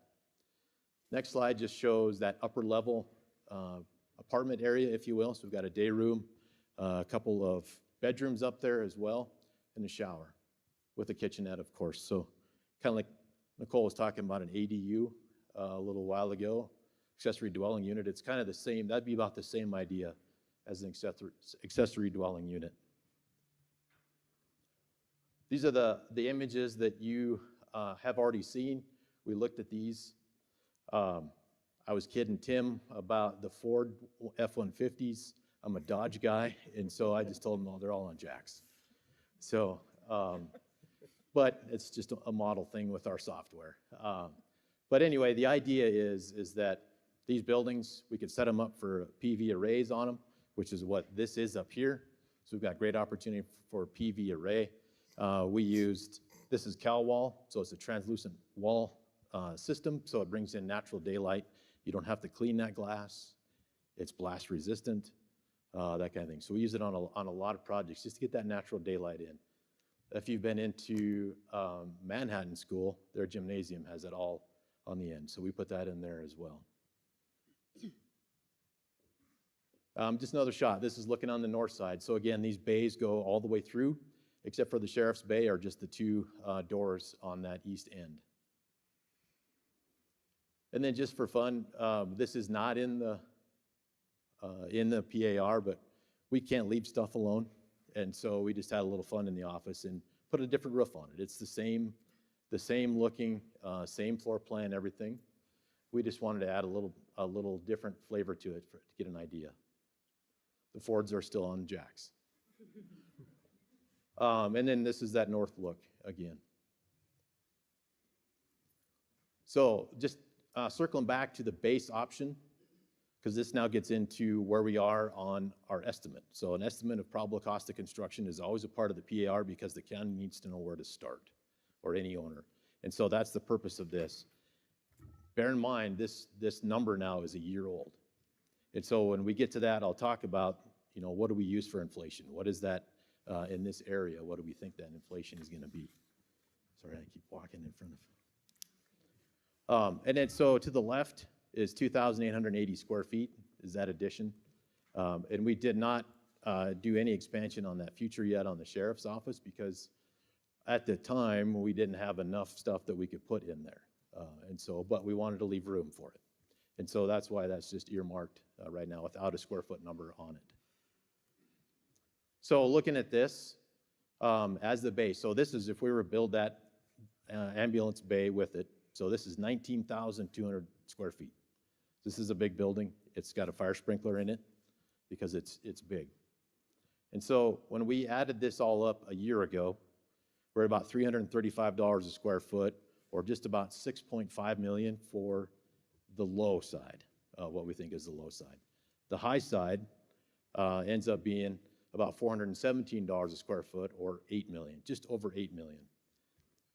Our state inflation right now is about 4% this year. Usually Bozeman's about 12% on that. And so this kind of is in that factor. So even if we said, let's get in the middle, let's go 8%. And so at 8%, that high number would be about 8.6 million right now today. And the low number would probably be somewhere around almost 7 million. So probably 6.9 in that range. So just doing the 16,320 square foot, so just that base model one would be still, again, $335 a square foot. We're at about 5.5 million a year ago. So getting close now to 6 million on the low side and 6.8 million on the high side, which would push us probably in about 7.2 in that range. And then just to add that 2,880 square foot addition on the west side, the 4 more bays, if you will, that's about $341 a square foot. So the smaller the square footage, kind of the higher cost per square foot it is. It's just kind of how that works out. That ends up being a $981,755 addition, which again is just going to push it over $1 million to do that. And then at 1.223, 235 for the high side. And again, this could happen at any time, and that may be 5 years down the road. So they would just have to be continually inflated. So also a part of the preliminary architecture report is we need to come up with what is our best guess for operations and maintenance. So yes, we get it built, that's one thing, and we figure out what that costs. But the other is, what does it take to maintain? And so that's also a big part of it. And so what we do is we look at historical data in the area, data from a similar size building. We make some phone calls just to get an idea. And so with that, we figured about, again, a year ago, $2.67 a square foot, or $44,952 a year for the annual utility costs. And so that's the lights, the gas, everything. And then we look at building and site maintenance, brings in about another $36,747. And so that's just maintaining the building for the course of the year. All that said and done ends up being about $6,808 a month to run that building, which is about right on where it should be for a building of that size and its use. So the next steps, now that the PAR is done, as I had mentioned earlier, is that if there's additional funding avenues out there, what are the opportunities for this to get built from a financial standpoint? That's kind of the next the next step to look. After that's been established, then we can put together the timeline for design and construction. So again, the PR is not the design, it's just really getting our foot in the door and figuring out what this building needs to be and what it looks like, and the program that it has. From there, get going on the bidding and permitting. And again, there's kind of two options. We can do design, bid, build, and that's where you would put out for a contractor to just bid it as it's done. The second option, and is more prevalent now in the state of Montana, is to bring a contractor on board early in the design, and they help the design team build it and design it, put it a little bit together. They've got their connections, they know their pricing, so we lean on them for pricing a lot through the design to make sure that we're doing everything right. They may say, Scott, I'm not gonna build it that way, you might as well draw it the way I'm gonna build it. And I'll say, well, if it meets code, then yeah, we can do that. So it just helps everybody out. And then the construction timeline, we would figure that out, but ideally we want to start in late spring. Unlike the bridge, we want to be starting about the time the bridge gets done, so that we're out of the ground. So that's it. That's just kind of and some of you may have already seen this, but I can sure bring the mic as far as I can, so you don't have to come as far up as. Can you explain the location again? Oh, I'll go back to it, yep.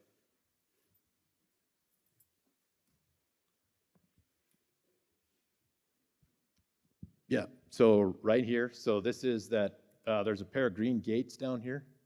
So you just drop off and it's that far side. There's now a pump house. That's, Yeah, Scott, it's right off the end of Wheaton. yeah, Yeah. yep. It's the very north property line of the TED. Yep. Yeah. Here's Highway 287, and then that's that approach. And then that pump house is right here right now. And then I think Murdoch's going right here? Okay. You're welcome. Any other questions? I love to visit about it, so if anybody has. Barbara. I remember you, yes. Yeah, give her the mic. How are you going to, I think y'all know how to spell my last name, M-U-T-T-E-R. How are you planning to fund this project?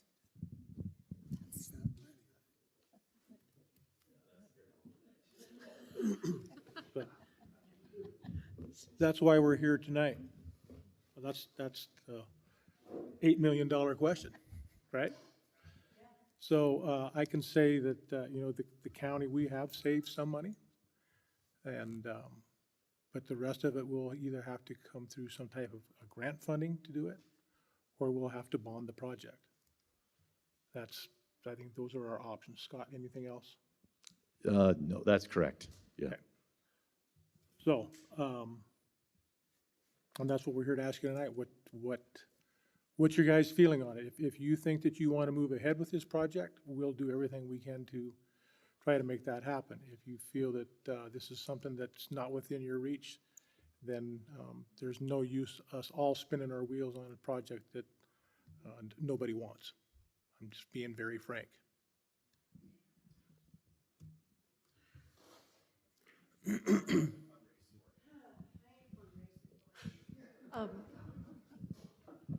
I'm going to save you a little bit of money right off the top.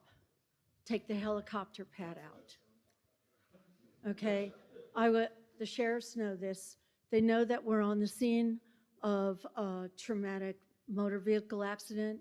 We interface with Life Flight and Med-Air, and they will land right on the highway. They will come to us. If our protocols with Three Forks Area Ambulance, which is a small, for all of those people here that don't know how our ambulance works, we are a small, nonprofit, private ambulance service with volunteers. I've been running the ambulance for several years. I make not $1 administrating your ambulance service.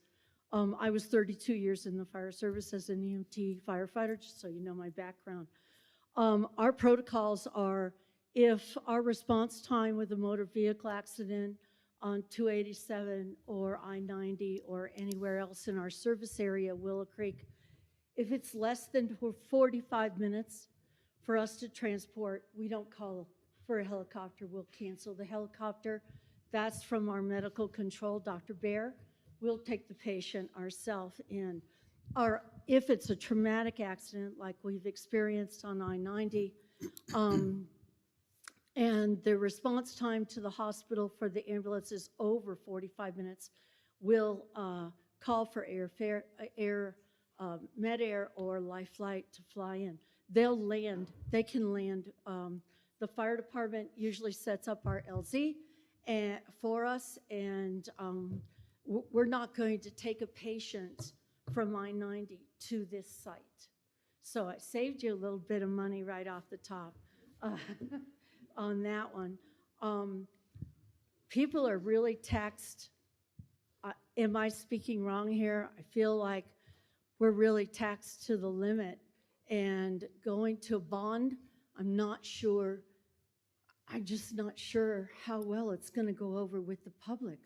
Well, that's your decision. Yeah. That's not our decision. No. See, so that's what we're here tonight to find out. Right. And so Barb, just let us carry on here a little bit. Thank you. There's some approaches that we can take. Is a phased approach better? How do you guys feel about that? Should we start with the sheriff's office and then move on to fire service and EMS? Is that a better approach? Butch, you can't talk from the audience, please. Stephen Potratz, also with Three Forks Ambulance. I'm sorry, but could you say and spell your name for me? Yes, Stephen, Steven Potratz, Potratz. I'm curious what research was done with search and rescue, fire, and ambulance to determine the need for the number of bays that are there. Just speaking for us, we have one ambulance that we could put there. And I realize you plan for future growth, but I guess the first thing I would say is my strong support for the idea of this building. For us to respond, so a whole bunch of our EMTs live in the Wheatland Meadows area. So for us to respond right now, we have to drive all the way up 287, turn on 2, and go in. And depending if it's daytime, that's 15 minutes to get to the station, and then 15 minutes back out here. If this existed, I could be there in 3 minutes from my house and jump in the ambulance and be on the way with the driver. So huge support for that. But in talking to fire this week, and I cannot speak for fire, but I have talked to several of them that said probably an engine would go here. And so I wonder if we couldn't save more money besides getting rid of the helipad, which I agree with strongly, and even just take out 3 of those bays to start and then do a phase down the road when that growth really exists to add more capacity if needed at that point. All right, perfect, thank you. That's the stuff we want to hear. Any other thoughts or comments? Can I just respond real quick to Yes, you may. your comment about the size? For the PAR, we always want to maximize what we can. And so we know that we can cut it way back and then add to it down the road. And so that gets us our size, because what we don't want to do is put a wall height here of about 14 feet. And then by the time we get down here, we're at 6, or whatever. And so, yes, we can definitely back that. And I think when we all got together in the Three Forks, and at Wheat, Montana, we might have had a lot of Danishes by then, but we're dreaming, and and dreaming with all the different groups as we put those sizes together. But yes, great comment, and I agree with the helicopter. We did have somebody there that was flying a helicopter, and they thought that'd be a great idea. And I have loaded a patient on a helicopter in an alfalfa field, and so I know they can be anywhere. Yep. Any comments? Yeah, I have a comment. Yep. I think it's important to note that over, maybe I would even say the past year in this process, and for different meetings that we've had up in Townsend, for different projects down here, different subdivisions, we've heard repeatedly from people here that these services are needed. I know Barb has worked very hard to keep the ambulance crew afloat, keep things going. It's functioning on volunteers. So I think the reality of the situation is if those services are needed, which I will add, ambulance services are not considered essential services in Montana. So if those services are needed, this community is going to have to come together and decide how they see that happening, what they want to happen. If you guys want the services, everybody's going to have to come together and vote and make some choices to have those services. As Commissioner Folkford was saying, we've tried to get grant money, we've tried to contribute county money to get the project started. It's going to continue to be more expensive every year the longer you wait. It's not going to get less expensive. So I would hope that everyone in the community would come together down here and really discuss this on a serious level about how can we get these services provided to everyone here, especially as we grow. Mr. Thank you, sir. Question that I have is roughly, have you any idea what type of cost this would be for each individual homeowner on an overall average basis? I realize that houses in the county vary tremendously in value, but just sort of an average to get an idea of what kind of tax impact this would have. Thank you.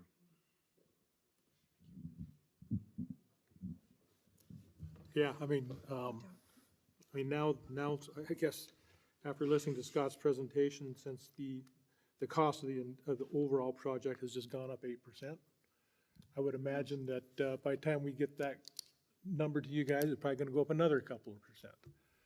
So I can't honestly answer what that tax liability will be for each resident until we've come up with a plan to decide which direction we want to go. If we want to start small and work on a phased approach, maybe that's a better way of doing it to get things started. And then, as Scott suggested, work to expand it. And I'm sorry, first name again?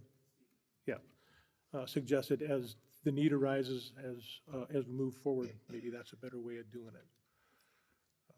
So that's what we want to hear from you folks, so that as we move forward, because we'll have to present this to you, it'll have to be voted on. You guys will have to vote whether you want to do this or not. And to clarify, Commissioner Folkford, that would be the cost Yes. of the building and continuation. And then to continue to maintain it. Yeah. We've got to train our crews, keep our crews trained, equip them. So all those costs are in there as well. Mr. Chairman, may I make a comment? Yes, you may. First of all, we are at a huge advantage if you all want to move forward with this because the land was donated. So that's off the table. That's a huge advantage. And what I have a favor to ask all of you, go home, think about it, talk to your neighbors, get back to us. Call anybody up here, because we really do need to make some movement on this, and it will come from you. So please help spread the word that you heard tonight, and call us, email us. Good and bad ideas, questions, anything. I think we would all be happy to answer and listen to you, because we really need to know what you think. Thank you.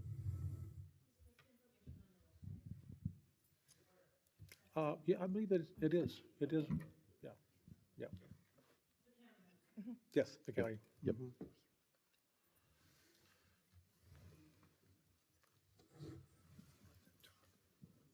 I have a question.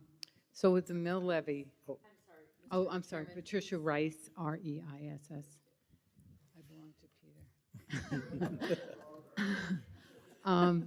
So with the mill levy and then increased taxes to start this project, my thought is if we have a substation, I don't know if that's what you call it, but for these guys, we need them here now. That should be a priority. Right, and I think that's the purpose of the facility they have now in the rest area. Yeah. They do have something that they can work out of for right now. Okay, and then does any of that include salaries? Those numbers, that has nothing, so it would still be volunteer ambulance?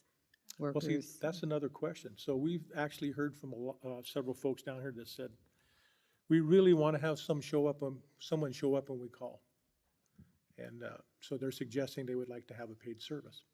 They like to have somebody here, so when that call goes, that they show up when you need help. So that's something else for you to consider. And I believe, and Barb can probably testify to this, that getting volunteers is becoming more and more difficult. And we see it across the state, volunteer services where the call goes out and no one shows up because, let's face it, they're working.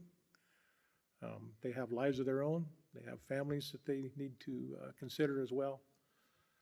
Those are all considerations that please take into account when you're making these decisions.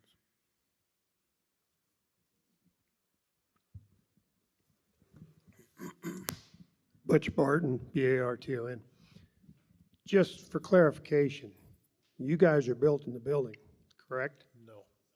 Oh, design. And that's, you came up with that number.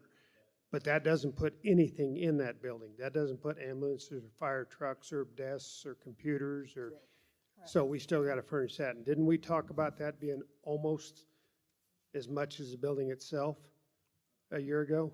No. Okay. No. Did we come up with a number? No. We don't know what building we have yet. So we don't know what that would be. So we'll have a pretty building with nothing in it. Well, you guys, we're hoping to get that from you folks as what you would like.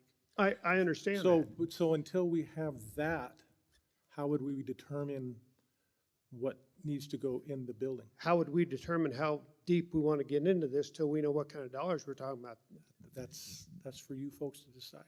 We I cannot. mean, you're talking, what, 8 to 10 million kind of minimum on this?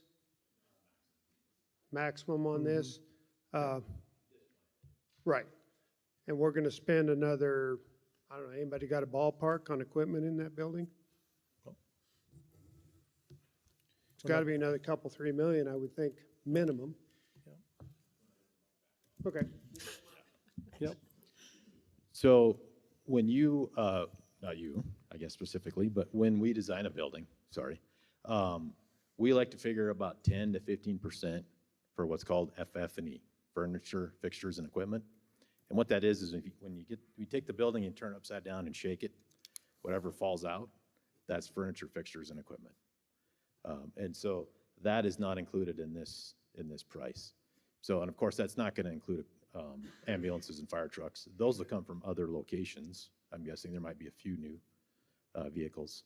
There might be some new furniture that goes in. There might be some furniture that's found or brought over from other places. And so to try and decide, what's it gonna take to outfit the building with those pieces that would fall out of it when it's tipped upside down, is kind of a great number right now. So. All right, thanks. But yeah, good questions. Thank you. Yep. Mr. Chairman? Yes. From a budget standpoint, we could calculate the maximum cost for all the facilities on the maximum size unit, all of the equipment that would go in, the rolling stock, the ambulances, fire trucks, all that. You wouldn't be paying for that in a lump sum. You would amortize that cost over time, just like we're starting to do with our Public Works Department equipment. So we can calculate that, and then you could react to that number.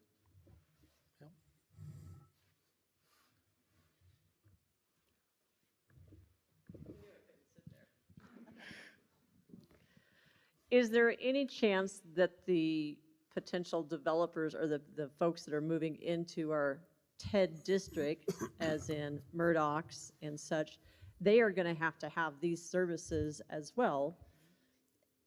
I'm assuming that could potentially, can we make them help with some of that building costs? Mr. Chairman, I can answer that question. Yes. Go ahead. While we were sitting up here, I was chatting with the deputy county attorney. We may have to annex that property into the TED in order for the TED to make a contribution to it. But you're exactly right.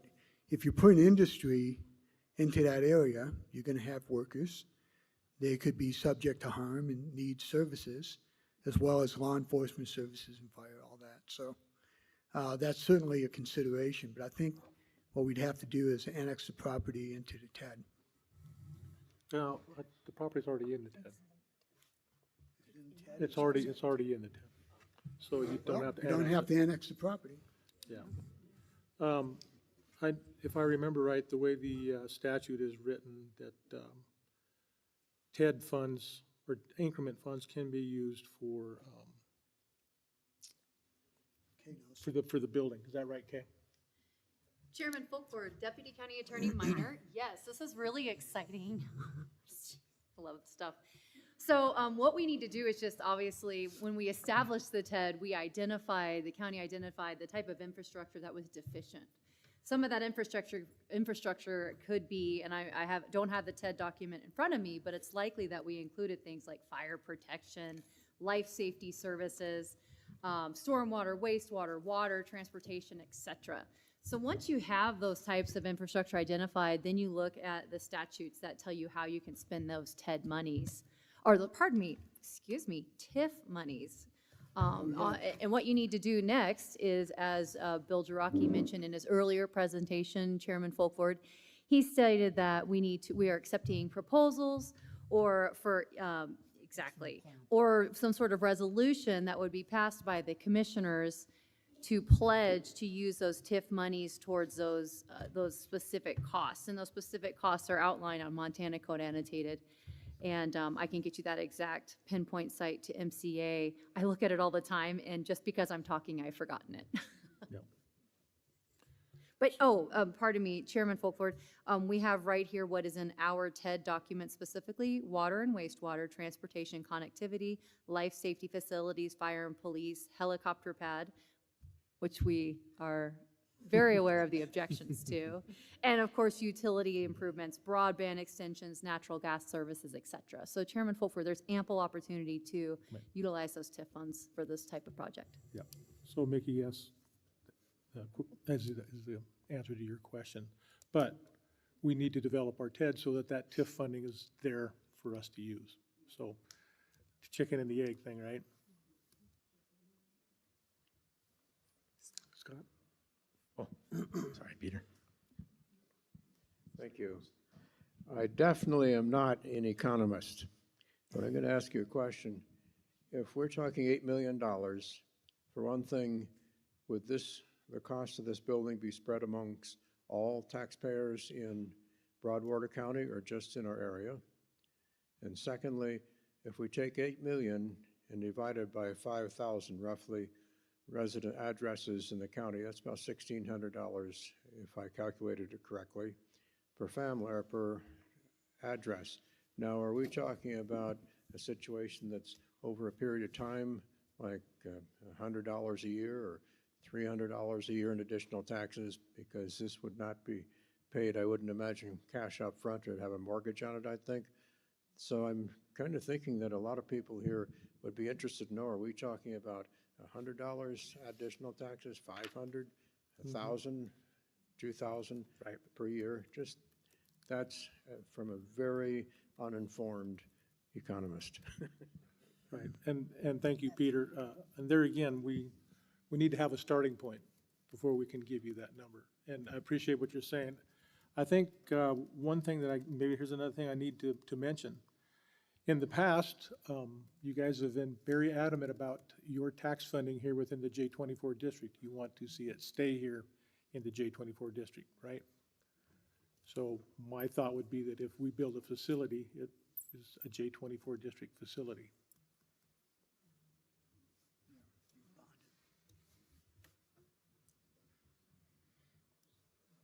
Any other thoughts or comments?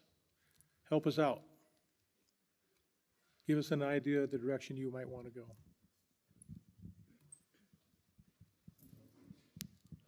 I'm assuming that Scott here is getting paid to come to these types of things and give us a presentation. Would it make sense to have him, I'm assuming it's the county would ask him to downsize that so we as a community can better grasp what it is that we could start with, So we know that it's not an $8 million tax on just us. There's 418 residents in this area that we were just told, I think, if that was the number. That was homes, right? 816. Oh, I backed it. I'm sorry, I missed it. Addresses. That's just addresses. So there's 816 addresses that is basically going to be paying for this facility, as I understand it. Yep. Can we ask them to downsize it so we can see what that might do to us instead of being this dream that we'd all like to have, but we just can't. I can't fathom that. I won't vote for that because I can't fathom that in my current situation.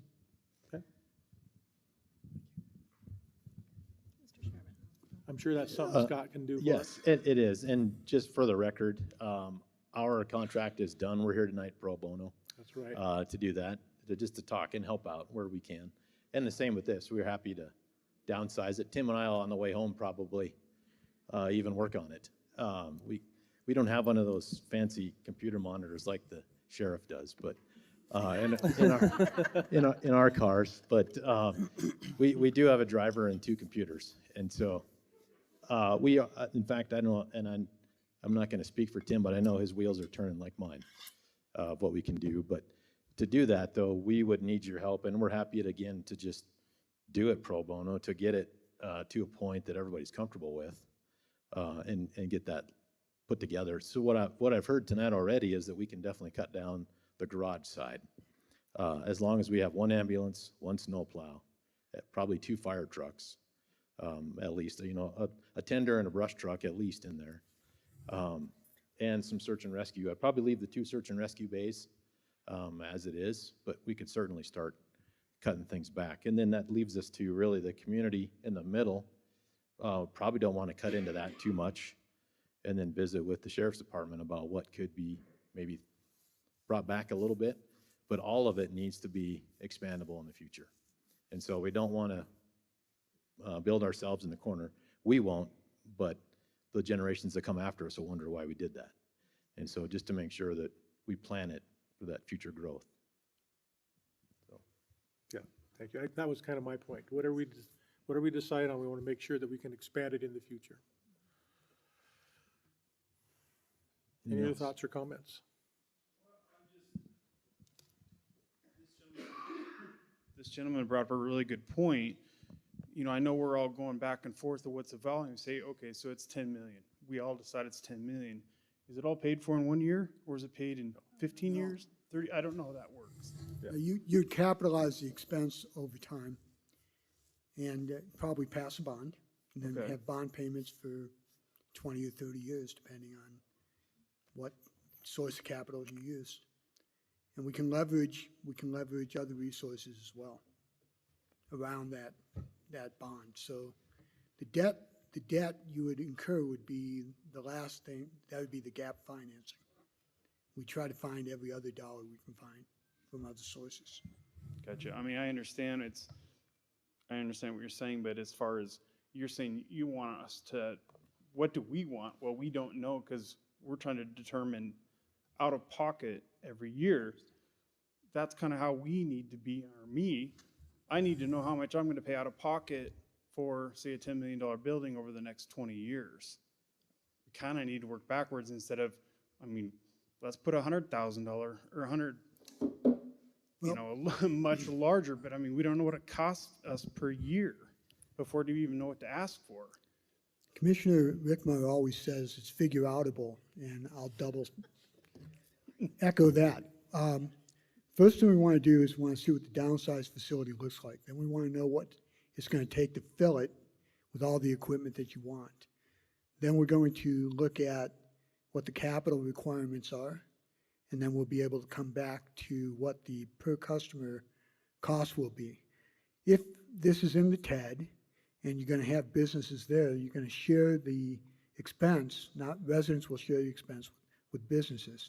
One of the benefits you have is that when you have a facility like this in your vicinity, your fire insurance costs should decrease, as well as having the benefit of the life-saving capabilities right there. So there's a lot of benefit for what you would put into it. But we look at what would be the least cost per customer.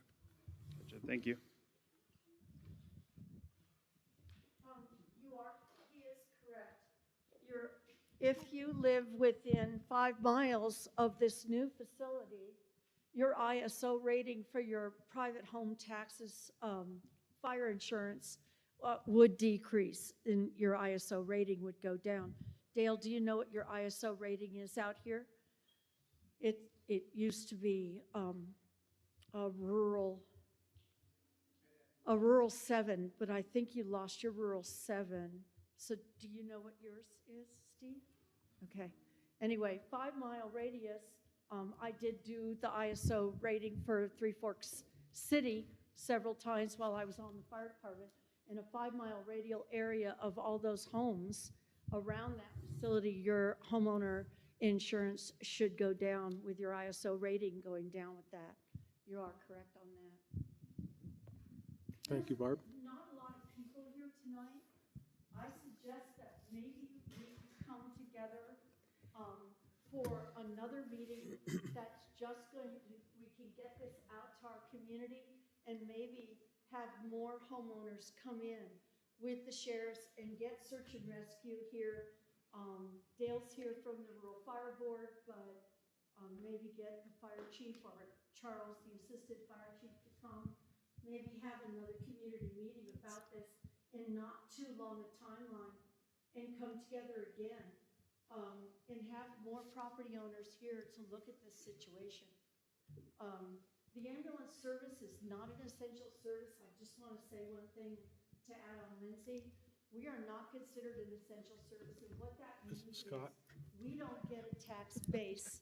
We don't get a tax base like our sheriff's department and our fire department gets a tax base. And I think search and rescue a sub, so you get some tax money, right, for search and rescue. Ambulance services are not considered an essential service. So the way we fund our ambulance service here right now that serves our area is only if we transport someone with insurance to bill. Okay, and there's a lot of people that we transport without insurance.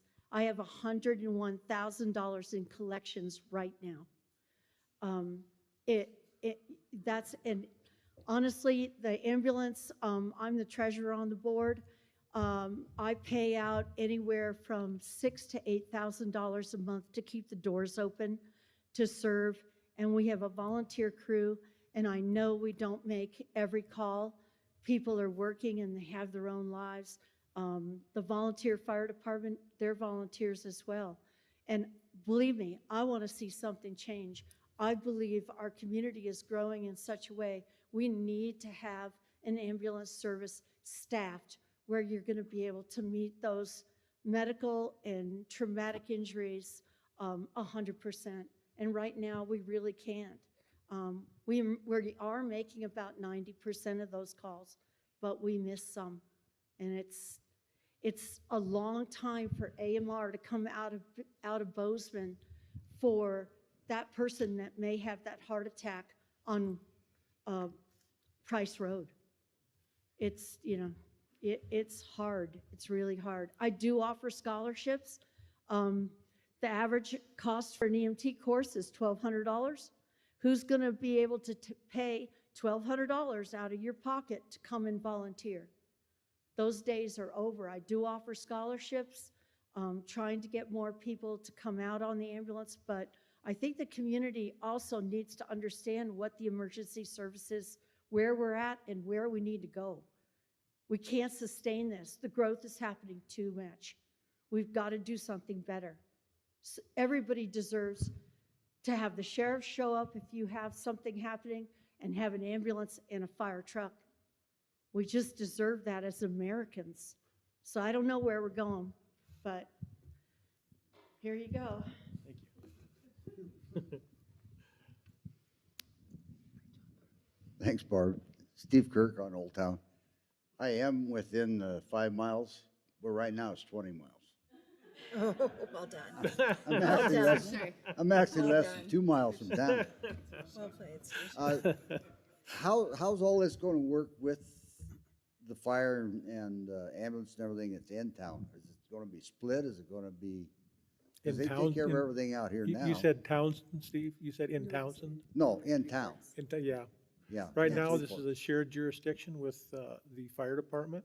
Well, I know it's shared, that's what I Yep. wanna know if, And I think, Barb, I believe you respond to this area, is that correct?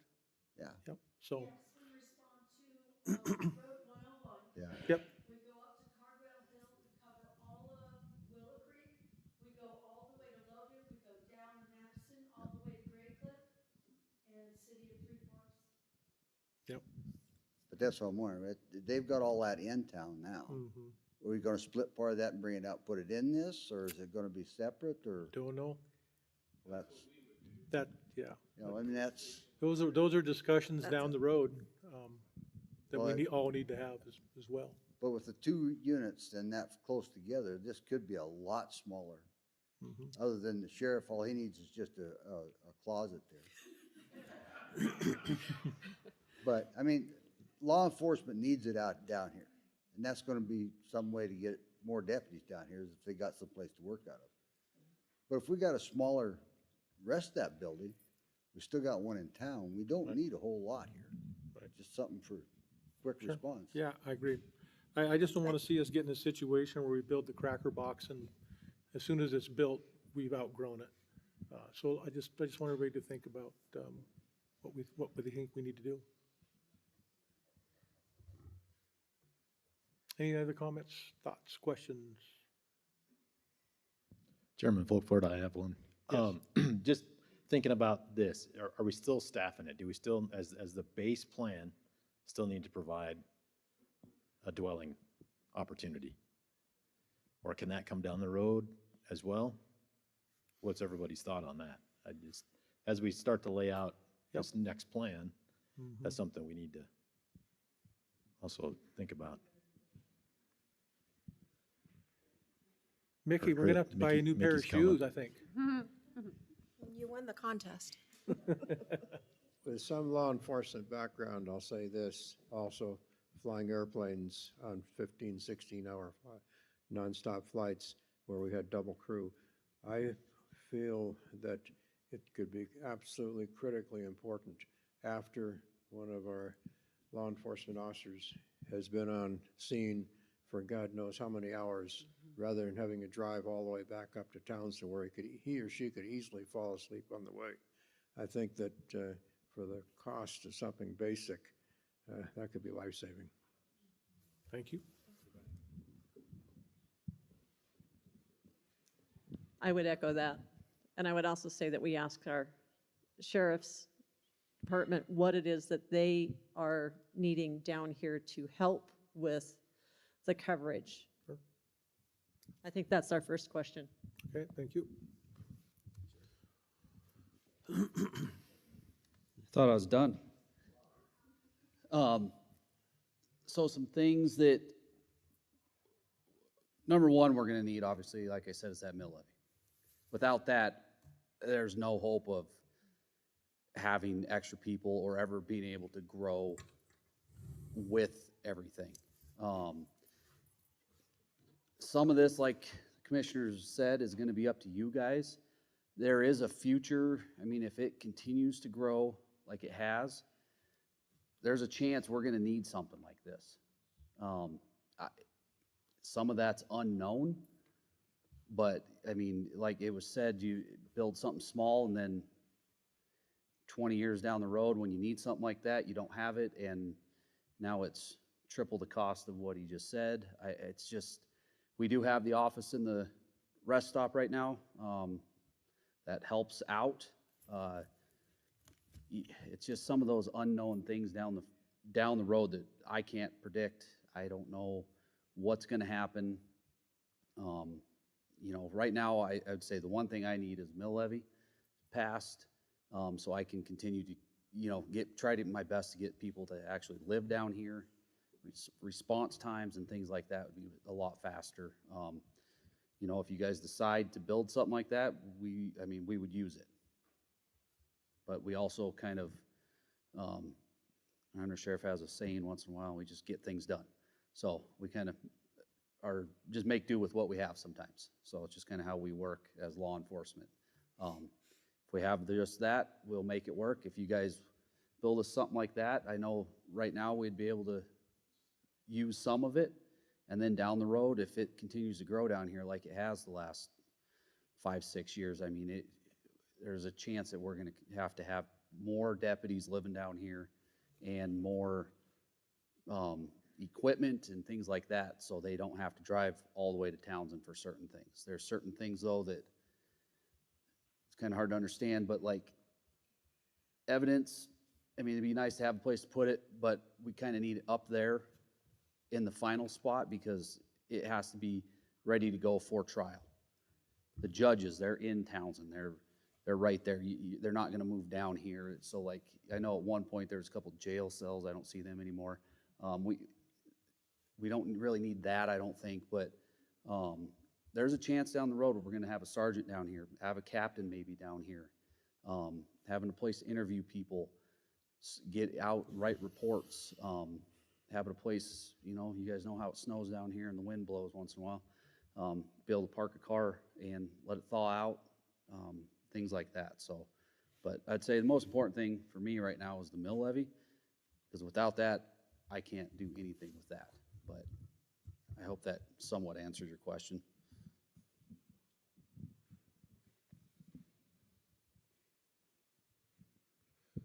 Anything else? Any other thoughts? Okay, I think we kind of have a little bit of our marching orders. We'll try to scale down, present something along those lines. Bill will help us try to put a number to that, and we'll go from there. How's that sound? Sound okay? All right, fantastic. Mr. Folker, can I add Yes. one more thing? I would encourage everybody, again, this has been said twice already, but please send us comments. Let us know what you think. I know it's not always easy to stand up in the public meeting and let everybody know what you think. Please email us. Please let us know. Hey, is fire your priority? Is sheriff's office space your priority? Should there be that living space or sleeping quarters? What do you want to see? Talk to your neighbors, and please get in touch with us. All right, anything else from our staff? Mr. Chairman, I just want to thank everybody for coming. Yep. We haven't been down here for a long time. We'll be down here a lot more, I think, now. I think we've heard that loud and clear from you. Yeah, well, we finally got a place that we can meet. That was my next thing. Thank you, Headwaters. And I just want to say a genuine thanks to our staff. It's been a long day for many of our staff. Scott, I want to thank you, and Slate. Our staff has really put a lot of effort into making this happen, so thank you all very much. All right, well, I do have a question. So how was the communication as far as for getting these notices? Did we do okay? Did we miss the boat? We put it in so many different areas. Where else can we get this information out? I know we used the newspapers, we used the media. Three Forks Voice. Three Forks Voice. Twice.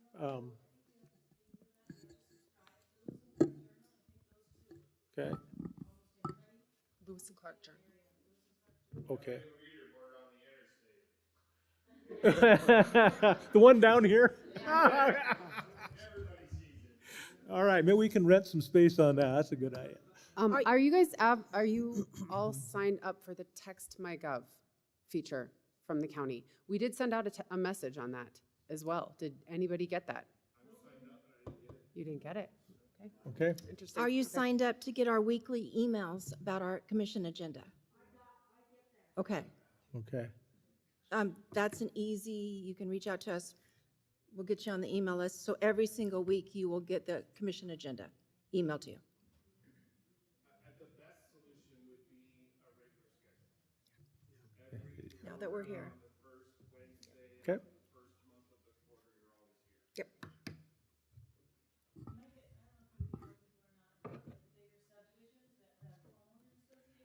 Yep.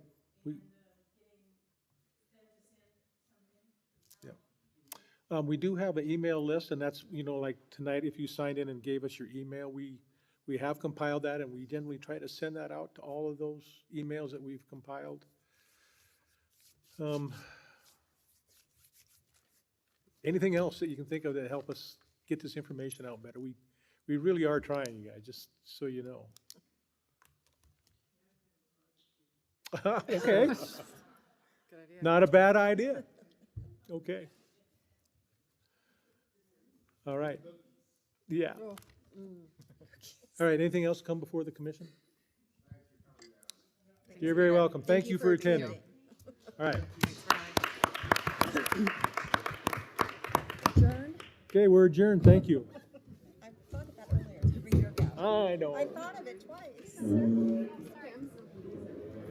Oh, freezing.